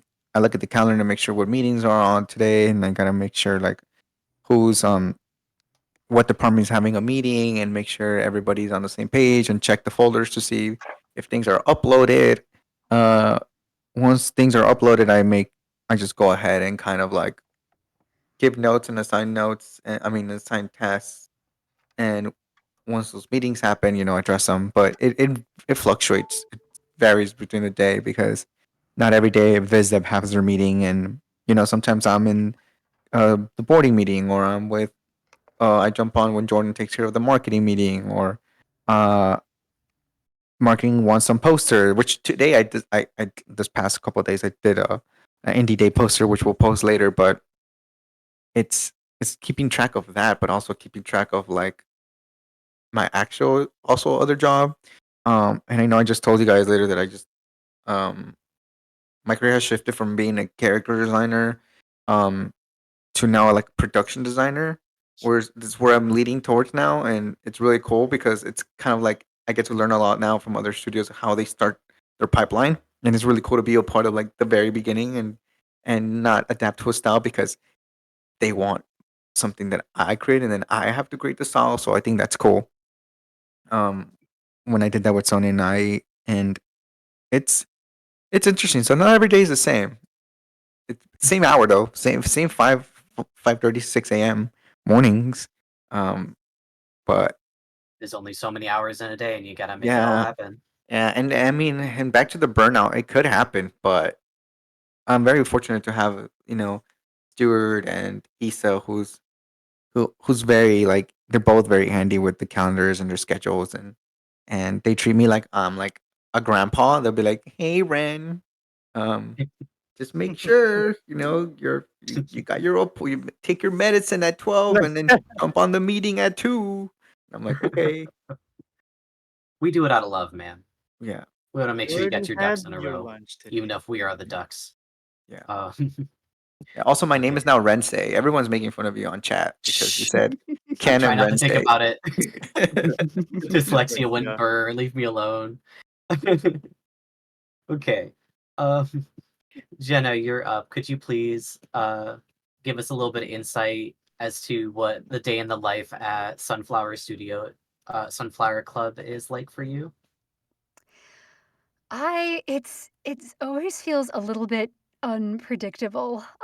It really just depends on what the day's tasks are. Like, for me, I'm balancing my freelance work with the stuff that Sunflower Club needs and the stuff that my specific project needs. So, usually the first thing is getting up and getting onto Discord to check any notifications, any messages, any, Mm-hmm. questions people have, or, see if anything was submitted and needs notes on it.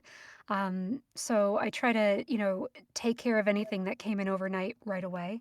And then I just, I'm a big planner in advance. So I usually have some kind of like preset schedule for myself. So I'm, checking into the Trello, making sure that things look good there, making any adjustments if we need it. And then throughout the day, just as I'm doing my other work for other things, if requests come in or people need feedback on something, just staying on top of all of that. Trello. I love Trello. Yeah. I too love Trello and the Trello. Trello Love adjacent. I I Trello. forget the I name. I don't love that I now have to pay for it because they changed Yes. how their tiers work, but it's Yeah. fine. I know. That's why we switched. Yeah. Yeah. But it was super easy to like Yeah. track things and It's so nice just to have like those lists and to be able to like drag and drop things and put in notes and oh god, like I love when things are organized and just like a few weeks ago I had the whole Trello schedule all set and I just looked at it and I was like, this is so comforting. I that's why I always just like look up Stuart and Issa and I'm like, you guys are the best because like organize there's just so much on my plate and like Mhm. I make them sound Yeah. like they're personal assistants, but no, they're not. But they're like really good at like managing and scheduling everything. I For me to like be like, okay, that's what the day is today. Um, we would be doing nothing if it wasn't for them. yeah, but we use Notion now. I don't know if you've checked out Notion, um, which is also really good software for us to keep track of our assets and everything. I have not, but I will look into it. Yeah, dynamic Thank you for the data. rec. That's like you can link everything, calendar and It's everything. so helpful. You don't need 1,000,001 documents or links anymore. It's all in one spot. For the Oh, most part. that sounds wonderful. Mhm. Okay, let's see. Studio Psycho, you're up. We want to hear what a day in the life of Neja and Morgan is like. You start, Neja. Wake up, go to They're work, drawn. go home, die, repeat. Yeah. Oh my goodness. The grind is Neja's just day is insane. ingrained into you. The grind never stops. I have like freelance projects as well. That I Yeah. hate money. Do you Yeah, use a I wrist need it. brace to I prevent the?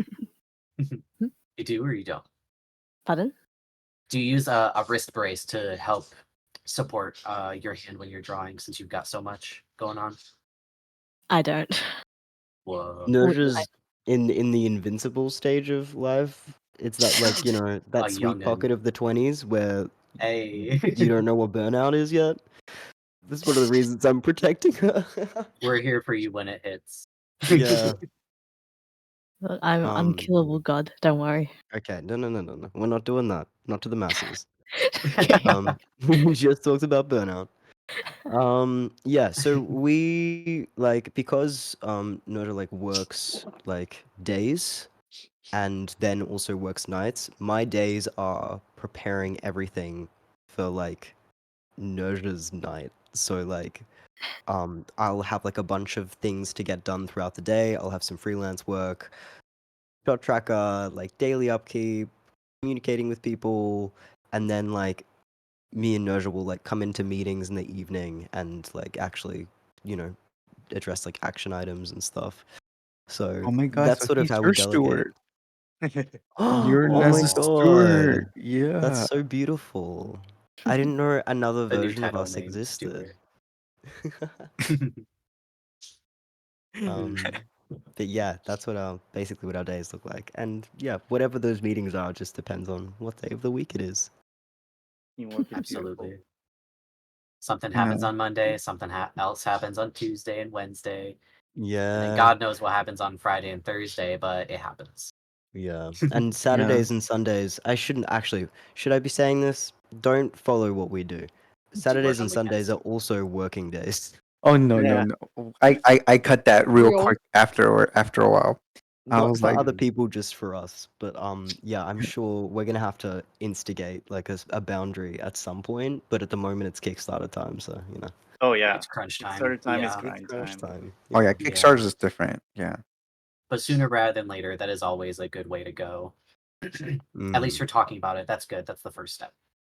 Totally. Yeah, we totally weren't working 7 days before the Kickstarter. That would be crazy. No, ludicrous. No, never. Yeah. Right.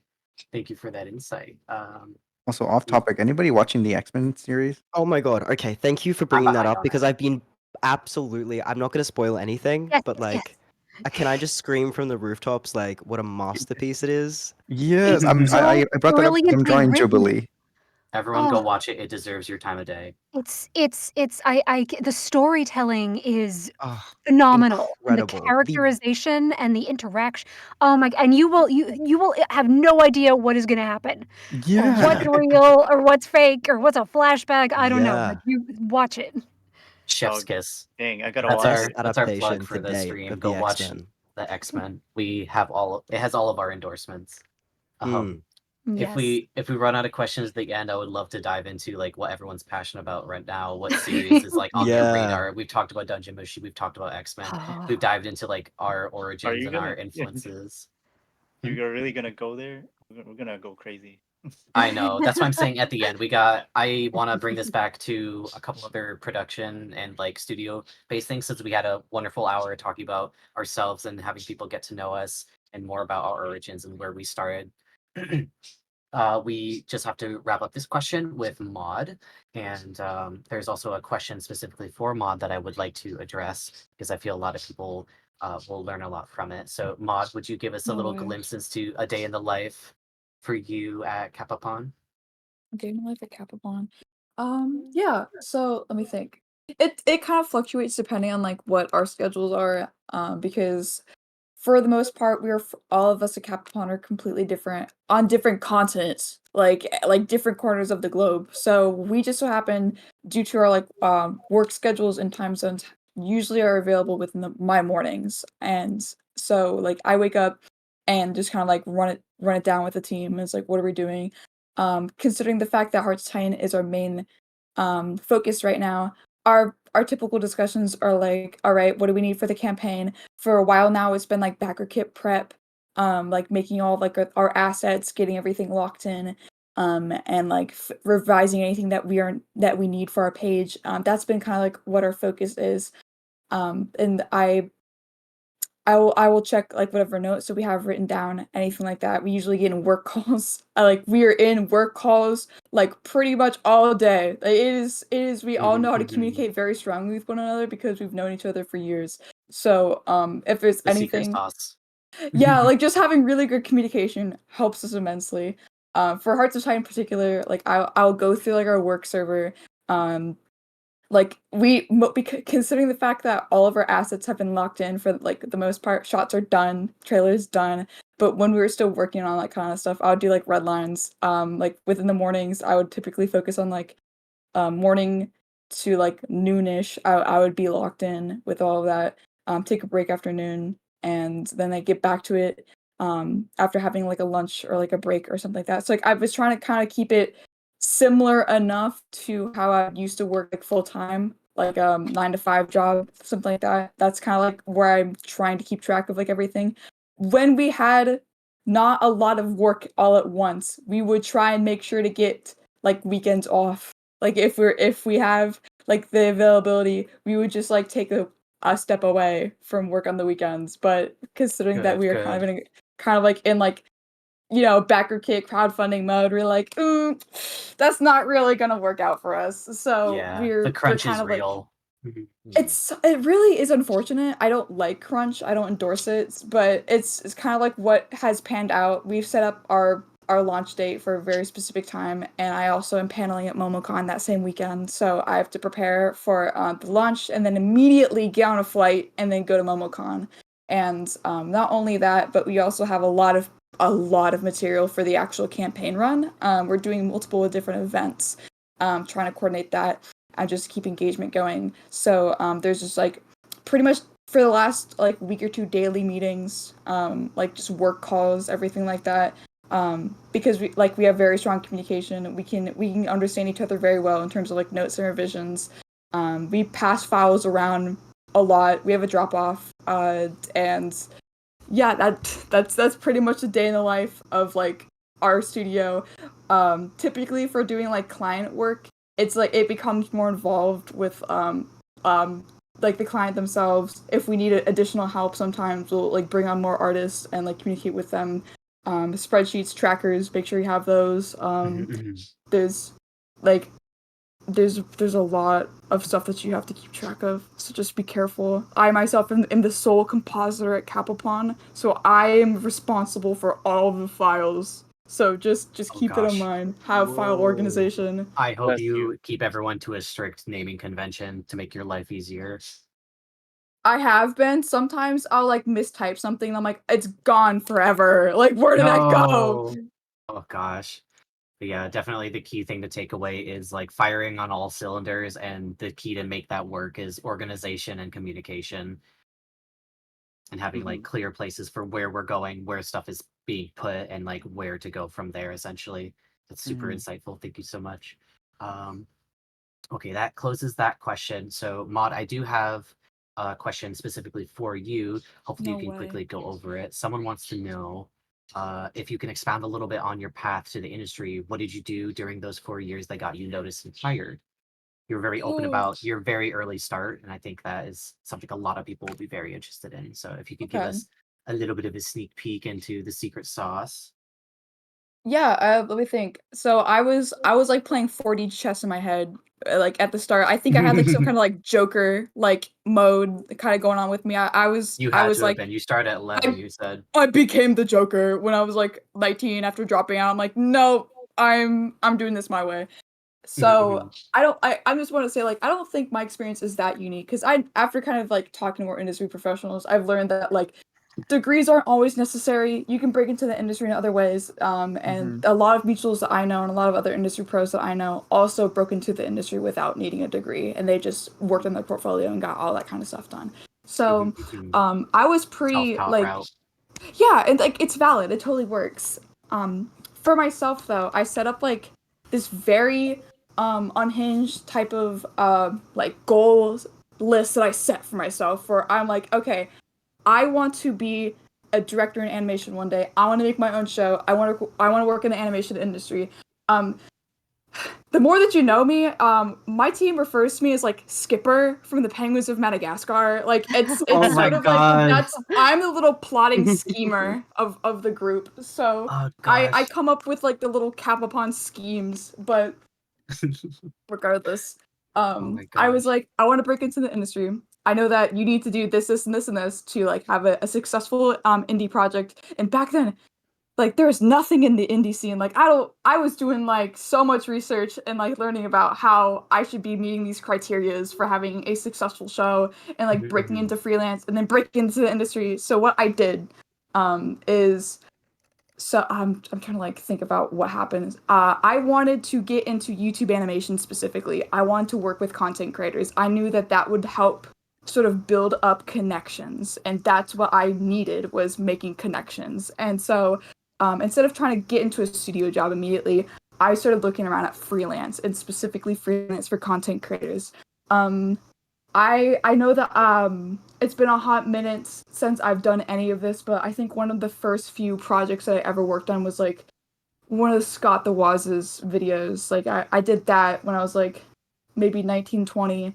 And then like I started like building up from there. I did stuff for like Storytime animators, I think like commentators, like and things like that, just making those connections and like making sure that for the majority of the time that I'm leading with like my best foot forward and making those like good impressions on clients and just being like it's when it comes to content creators specifically, you want to pitch yourself and not just your work. Like you want to be an easy person to work with. You want to kind of like have the sort of like brain for understanding the comedic timing, sort of like big personalities, like what can you do that enhances this person's videos, and like if you can click well with them and like understand what their vision is, oftentimes they will start to like you and not just your work. So I kind of wanted to approach myself as like a little spokesman person and work with content creators, and eventually I was able to get like a pretty substantial amount of connections within like YouTube. And that's kind of where Kappapon came in, where after kind of building up that resume and that repertoire of work, I kind of like low-key pitched to Oreo. I was like, hey, I have a team. Like, do you want to work with us? And she's I am like, the team. sure. Work with So that's where it started, where I was able to kind of build up like a good reputation amongst clients, where like I was able to have like that room to sort of like kind of soft pitch these like new content creation ideas. And that's where we got to work on music videos. We did a lot of the actual creative direction for those visuals. Like we had a lot of wiggle room to like really tell kind of like our own narratives within those visuals. And I brought this up already, but like Endless, a lot of that was just us like making like this kind of narrative like through the storytelling of those visuals. Like it's an Amori music video, and we had a lot of fun working on that. But then it just kind of stacked up from there.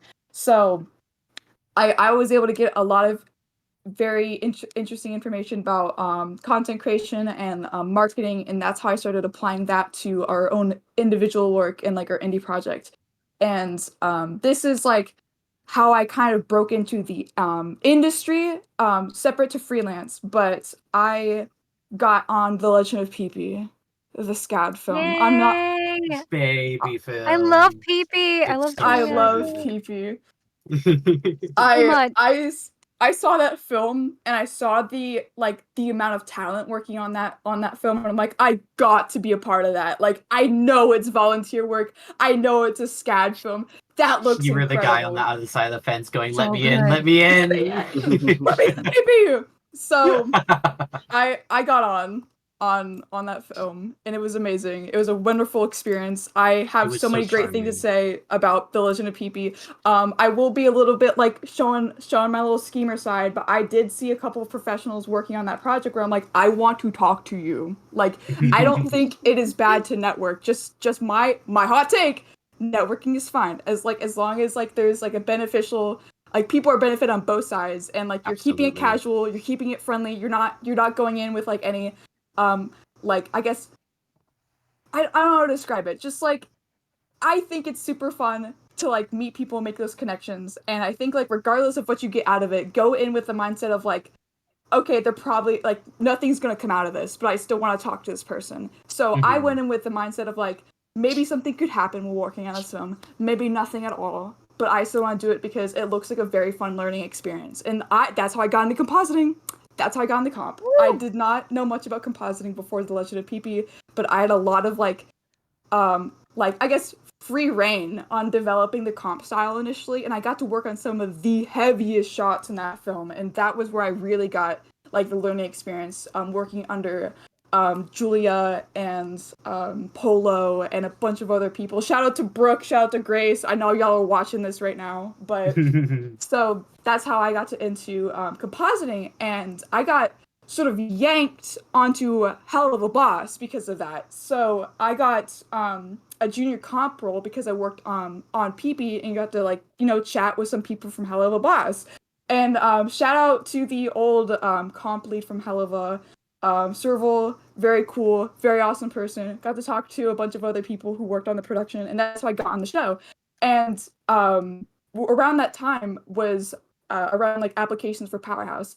And at that moment, I'm like, you know what? I'm not that good at comp, but I'll still give it a shot. So I sent in a portfolio really thinking nothing. What could go wrong, right? I didn't think much of it, but I was able to actually get an interview, and like it was amazing. I love working at Powerhouse, and so I don't know. That was kind of like the build up where you want to start small, kind of like build up those connections over time, and it kind of like once the ball rolls, it becomes easier and easier to really get more experience, get more opportunities. And I say that now. The industry is kind of on fire right now, so take that for what you will with a grain of salt. So things definitely are rapidly changing within the industry, but I think it's still very useful to make those connections and talk to people. And it like regardless of whether you see something out of that now, I think like just leaving a good impression on somebody is what's really, really important. And be very passionate. Like be like very loud about what you love about your job, and being very open about what about like this role, this career that you're gunning for is like really, really good for you. Like for me, for compositing, I'm super loud about how much I love comp, and that's gotten me work just because I'm very open about how much I love compositing. And like I stopped looking for freelance jobs, but I occasionally still get approached. And I think it's just because like I'm super open about I love comp, I love compositing so much, but that is my advice.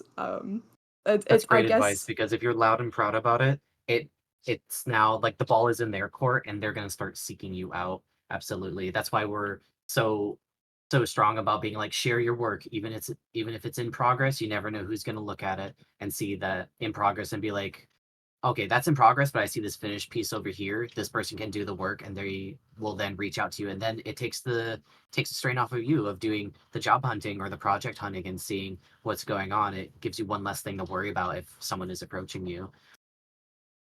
Absolutely. Yeah. Thank you for going in depth with wild. that. Of course. Industry wild. Absolutely. Okay.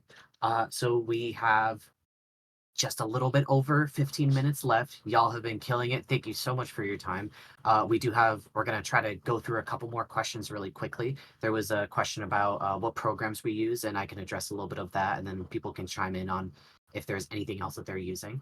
But there is also another question that I think is very important that I'd like to put in people's minds as they start thinking about listing off the programs that they've used to make their projects come alive.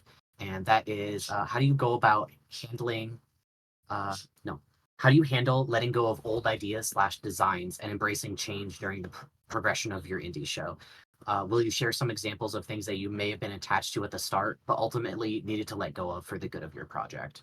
So as that simmers for you guys, I can speak at least a little bit for NuBoom Studios, and I'm pretty sure that the other projects are using similar programs to us. So we use a lot of stuff from TuneBoom. We work in Storyboard Pro. We have a couple licenses for that. We also do a lot of our animation Harmony, but we do also have some people using Clip Studio to do animations in that. And then as in regards to our visual development, we have a number of people working in Photoshop and also Procreate as well. And then Clip Studio is also another program that we use for our illustrations, our character design stuff. There are other drawing programs out there. I know those are like the key ones, and also animation programs. Is there anyone here that uses anything in addition to the ones I just listed? You could just kind of pop them out there so people know what they are. I see most everyone is muted, but does anyone use oh Jesus, I'm blanking on the names. What's the other animation studio? It's called like Paint or something like that. Kensei, maybe you know. Paint. MS Paint? No, Oh, I use MS Paint. get out of here. Yeah. Yeah, know all the I will time. say a lot of our draw overs are screen grabs and then MS Paint red lines, just for really quick notes during a No, meeting. that's Stuart. That's Are you yeah, referring to that's Clip Stuart. Studio? Yeah, Clip Clip Studio? Studio. Yeah. Yeah, I do Oh, all my nice. drawovers and Clip. Yeah, Clip's where it's at. I also use Sync Sketch a lot for notes because Oh, you can Sync add, Sketch is amazing. yeah, get Sync Sketch. Your life will change. Ooh. It will change everything. Oh You my can god. yeah, you How can so? What is the pro? basically. What? Huh? Like pro and con. What I mean. Oh. Pros and Oh. cons of it. Of Sync Sketch. Yeah. Oh yeah. So for us Sync Sketch, you can upload like an MV4, and then you can annotate and give feedback on a frame by frame level. So I can go to like frame 124 and be like, encircle this one dot that appears for a second, like get rid of it, that thing. And you can also do drawovers in it. Yeah. Oh, our team uses that? Yeah. I haven't been in the animation meeting enough. Me neither. We did Those- also mention Trello and Mural as well as our Notion. There we go. And what is the name of the script writing program that our script people use? Is it like Final Draft or something like that?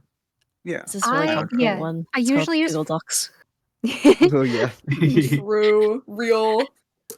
I've got Final Draft that I usually use for script writing, but it's a very old version. And then there's actually, because I also do like story form writing, there's a program called Scrivener, and it lets you organize things. Like it lets you do like corkboard stuff. It lets you do like character profiles. And I mean, I bought it like several years ago, but it was pretty inexpensive. It was like a one-time $40 or $50 fee, and I just like the way it organizes things. And then like I'm working on a novel, and when I can like hit an export button, and it's all like it's got like the page numbers, and it's all done by chapters, and it's got like the manuscript formatting. So it's a fun one.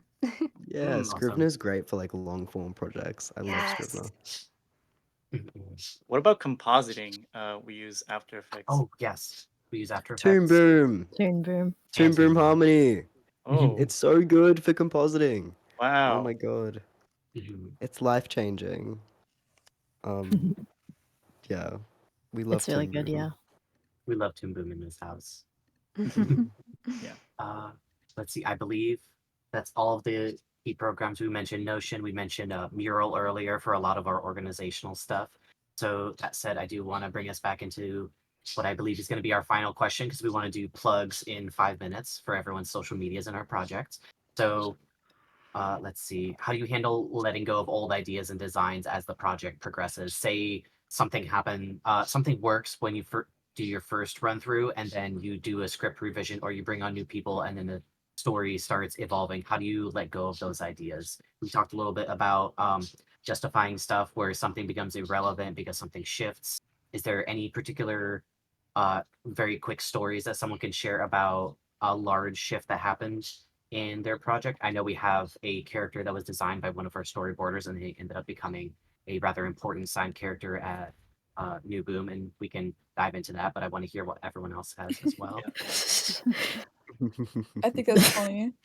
Did you say that it just was a random character that turned into like a key essential character in the show? Because that's definitely happened to us at least once. When I jumped on to pitch with when I was kind of recruiting artists, I was with Art.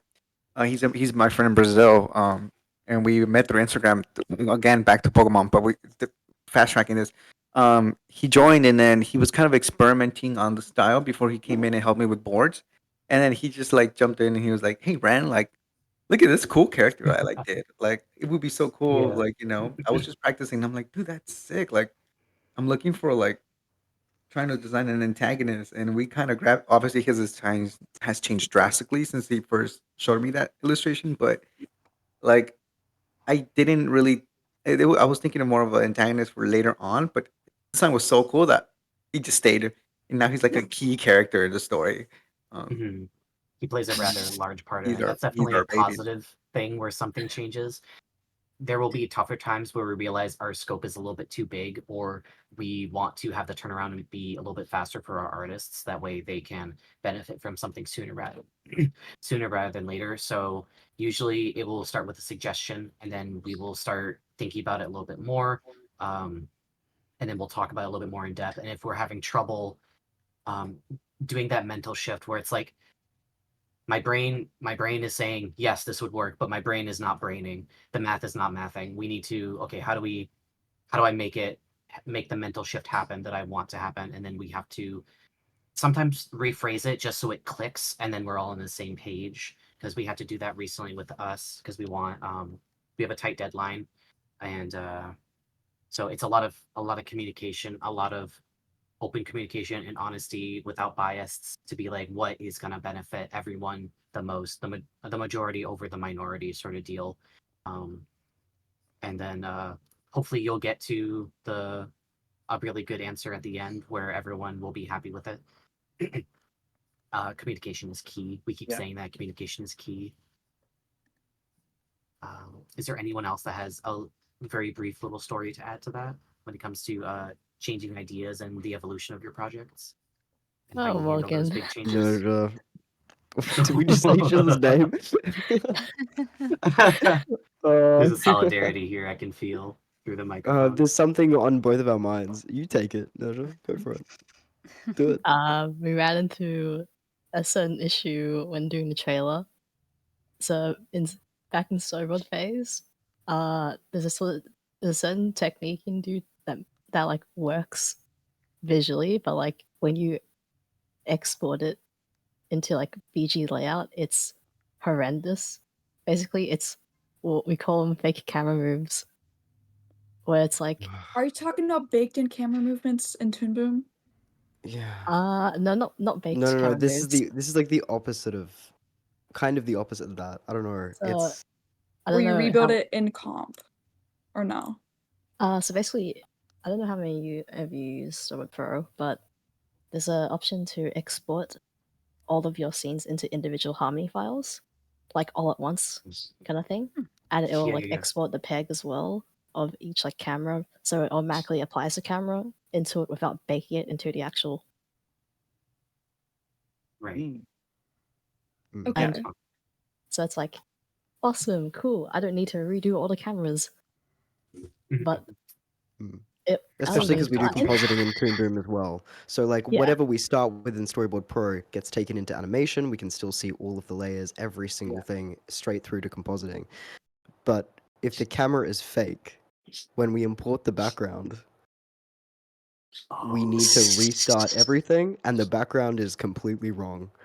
Gosh. So I had me and the lead compositor had to sort of shake Nerja, and we were like, why did this happen? Because it was like, how many shots in the trailer? It was like 11 out of the 15 shots of the trailer, because they were crazy, Oh my wild gosh. action shots, and there were banana pans and like all this stuff.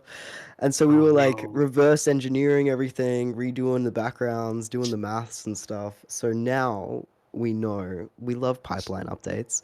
Now we know to like tell storyboard artists and really induct it into our process. No fake camera moves. Yeah. Real camera. Yeah, it's Yeah. because I spent so long doing 3D storyboards that like I can fake the camera there. Amazing I- Digital Circus. Yeah, but I can't fake the camera in 2D stuff, so I have to unlearn it. That's super interesting. I'm so used to just automatically using the camera now because I also started in like just drawing in a drawing program and doing fake camera moves that way because you would just draw them in. But then I had to unlearn that as well. Yeah. That's tough. Shoot, That must have been very I really was. I was curious about going a little deeper into in each of us's pipelines, like individual, like what we came up with and what were the challenges that you faced, and you know, but we might have to save that for another stream or something. I smell another stream brewing because we are out of time. Yeah. There's too much. There's just too much content. There really is, and we covered so much ground, but there's still so much more we could talk about. But in the meantime, everyone here has a social media where you can see all these beautiful drawings, not just the ones that we've been doodling up here, but the full, beautiful resolution ones you can find online. So I want to go top of the hour, start at NuBoom, so we can plug in our projects and also have our lovely hosts plug themselves as well, because occasionally we post stuff on our own personal accounts as well. So Ren, could you please and consent? Yeah. So, hello. Where can we find everyone. us? Where can we find us? I have a hard time finding myself. But we are on Instagram. We're on TikTok. We're on X. Rest in peace, Twitter. We are at Bitwars Official. That is Bitwars Official. So make sure to give us a follow, give us a like. We are brewing a lot of cool projects this year. And prepping up for Lightbox Expo 24. Aside from that, you can follow me at Ren the Creator. That's Ren the with the DA creator. I haven't posted anything in a while because of NDAs and like production stuff that I've been doing, production design stuff. So you probably won't hear from me for a little while. But I am there. I look at stories and I send memes. So if you want to send me funny memes, I will reply to those. Yeah, that's me. Okay, and gets it. Oh, I thought we were just plugging like our studio. I didn't know we were going to ourselves, but yeah, okay. Why not? Why not? Yeah, why not? I think we can do. I think we can pull it off. We got.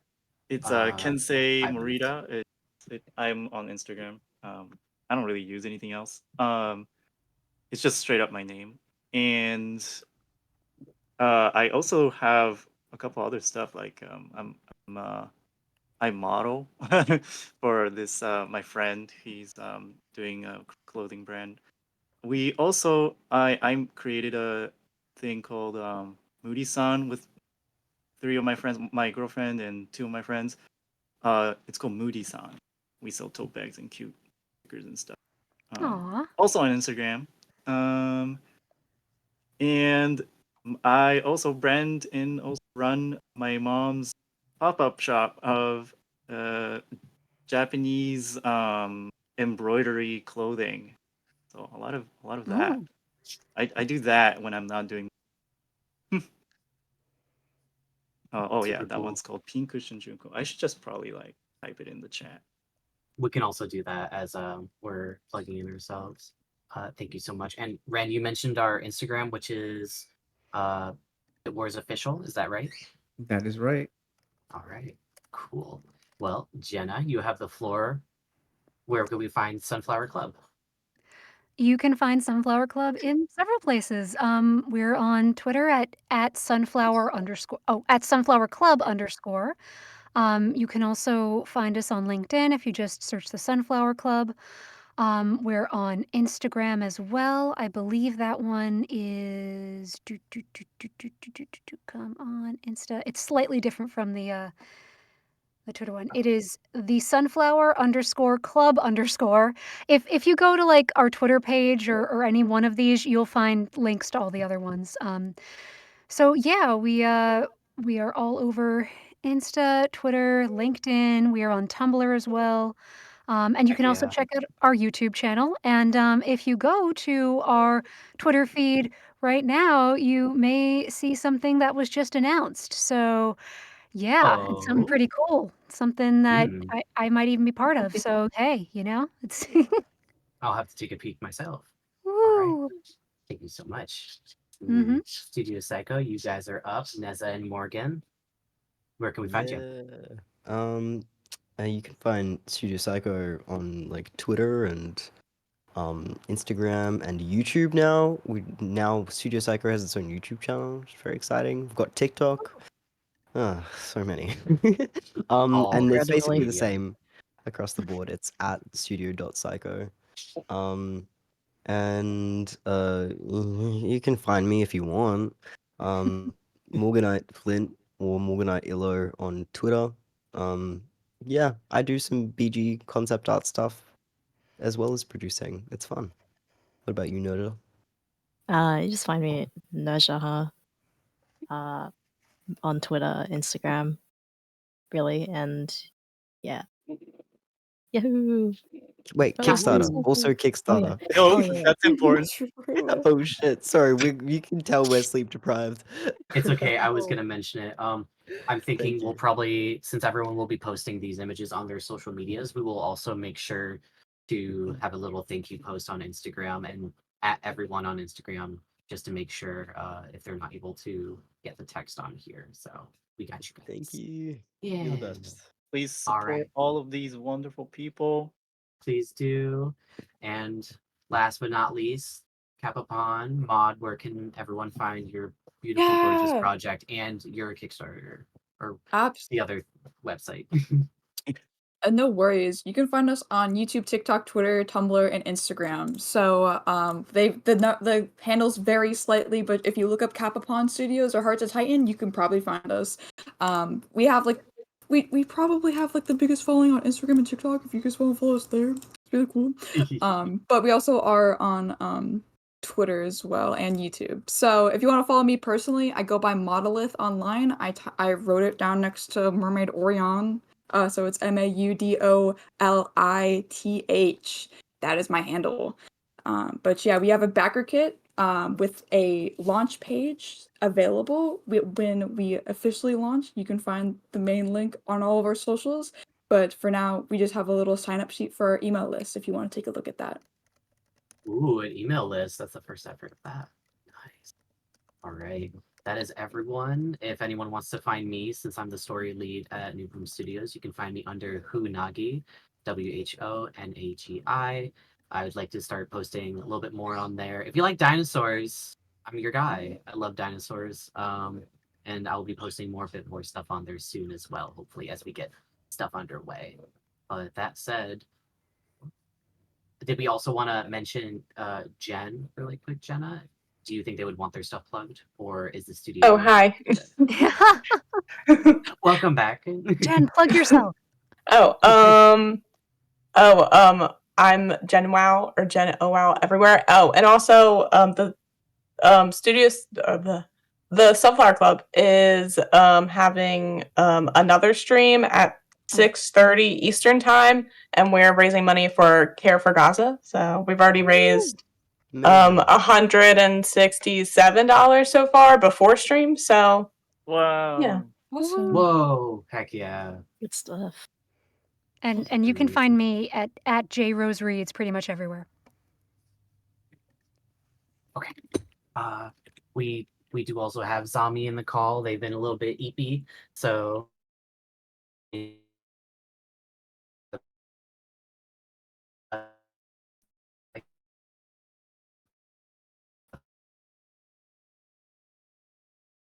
all Right I on the think dot.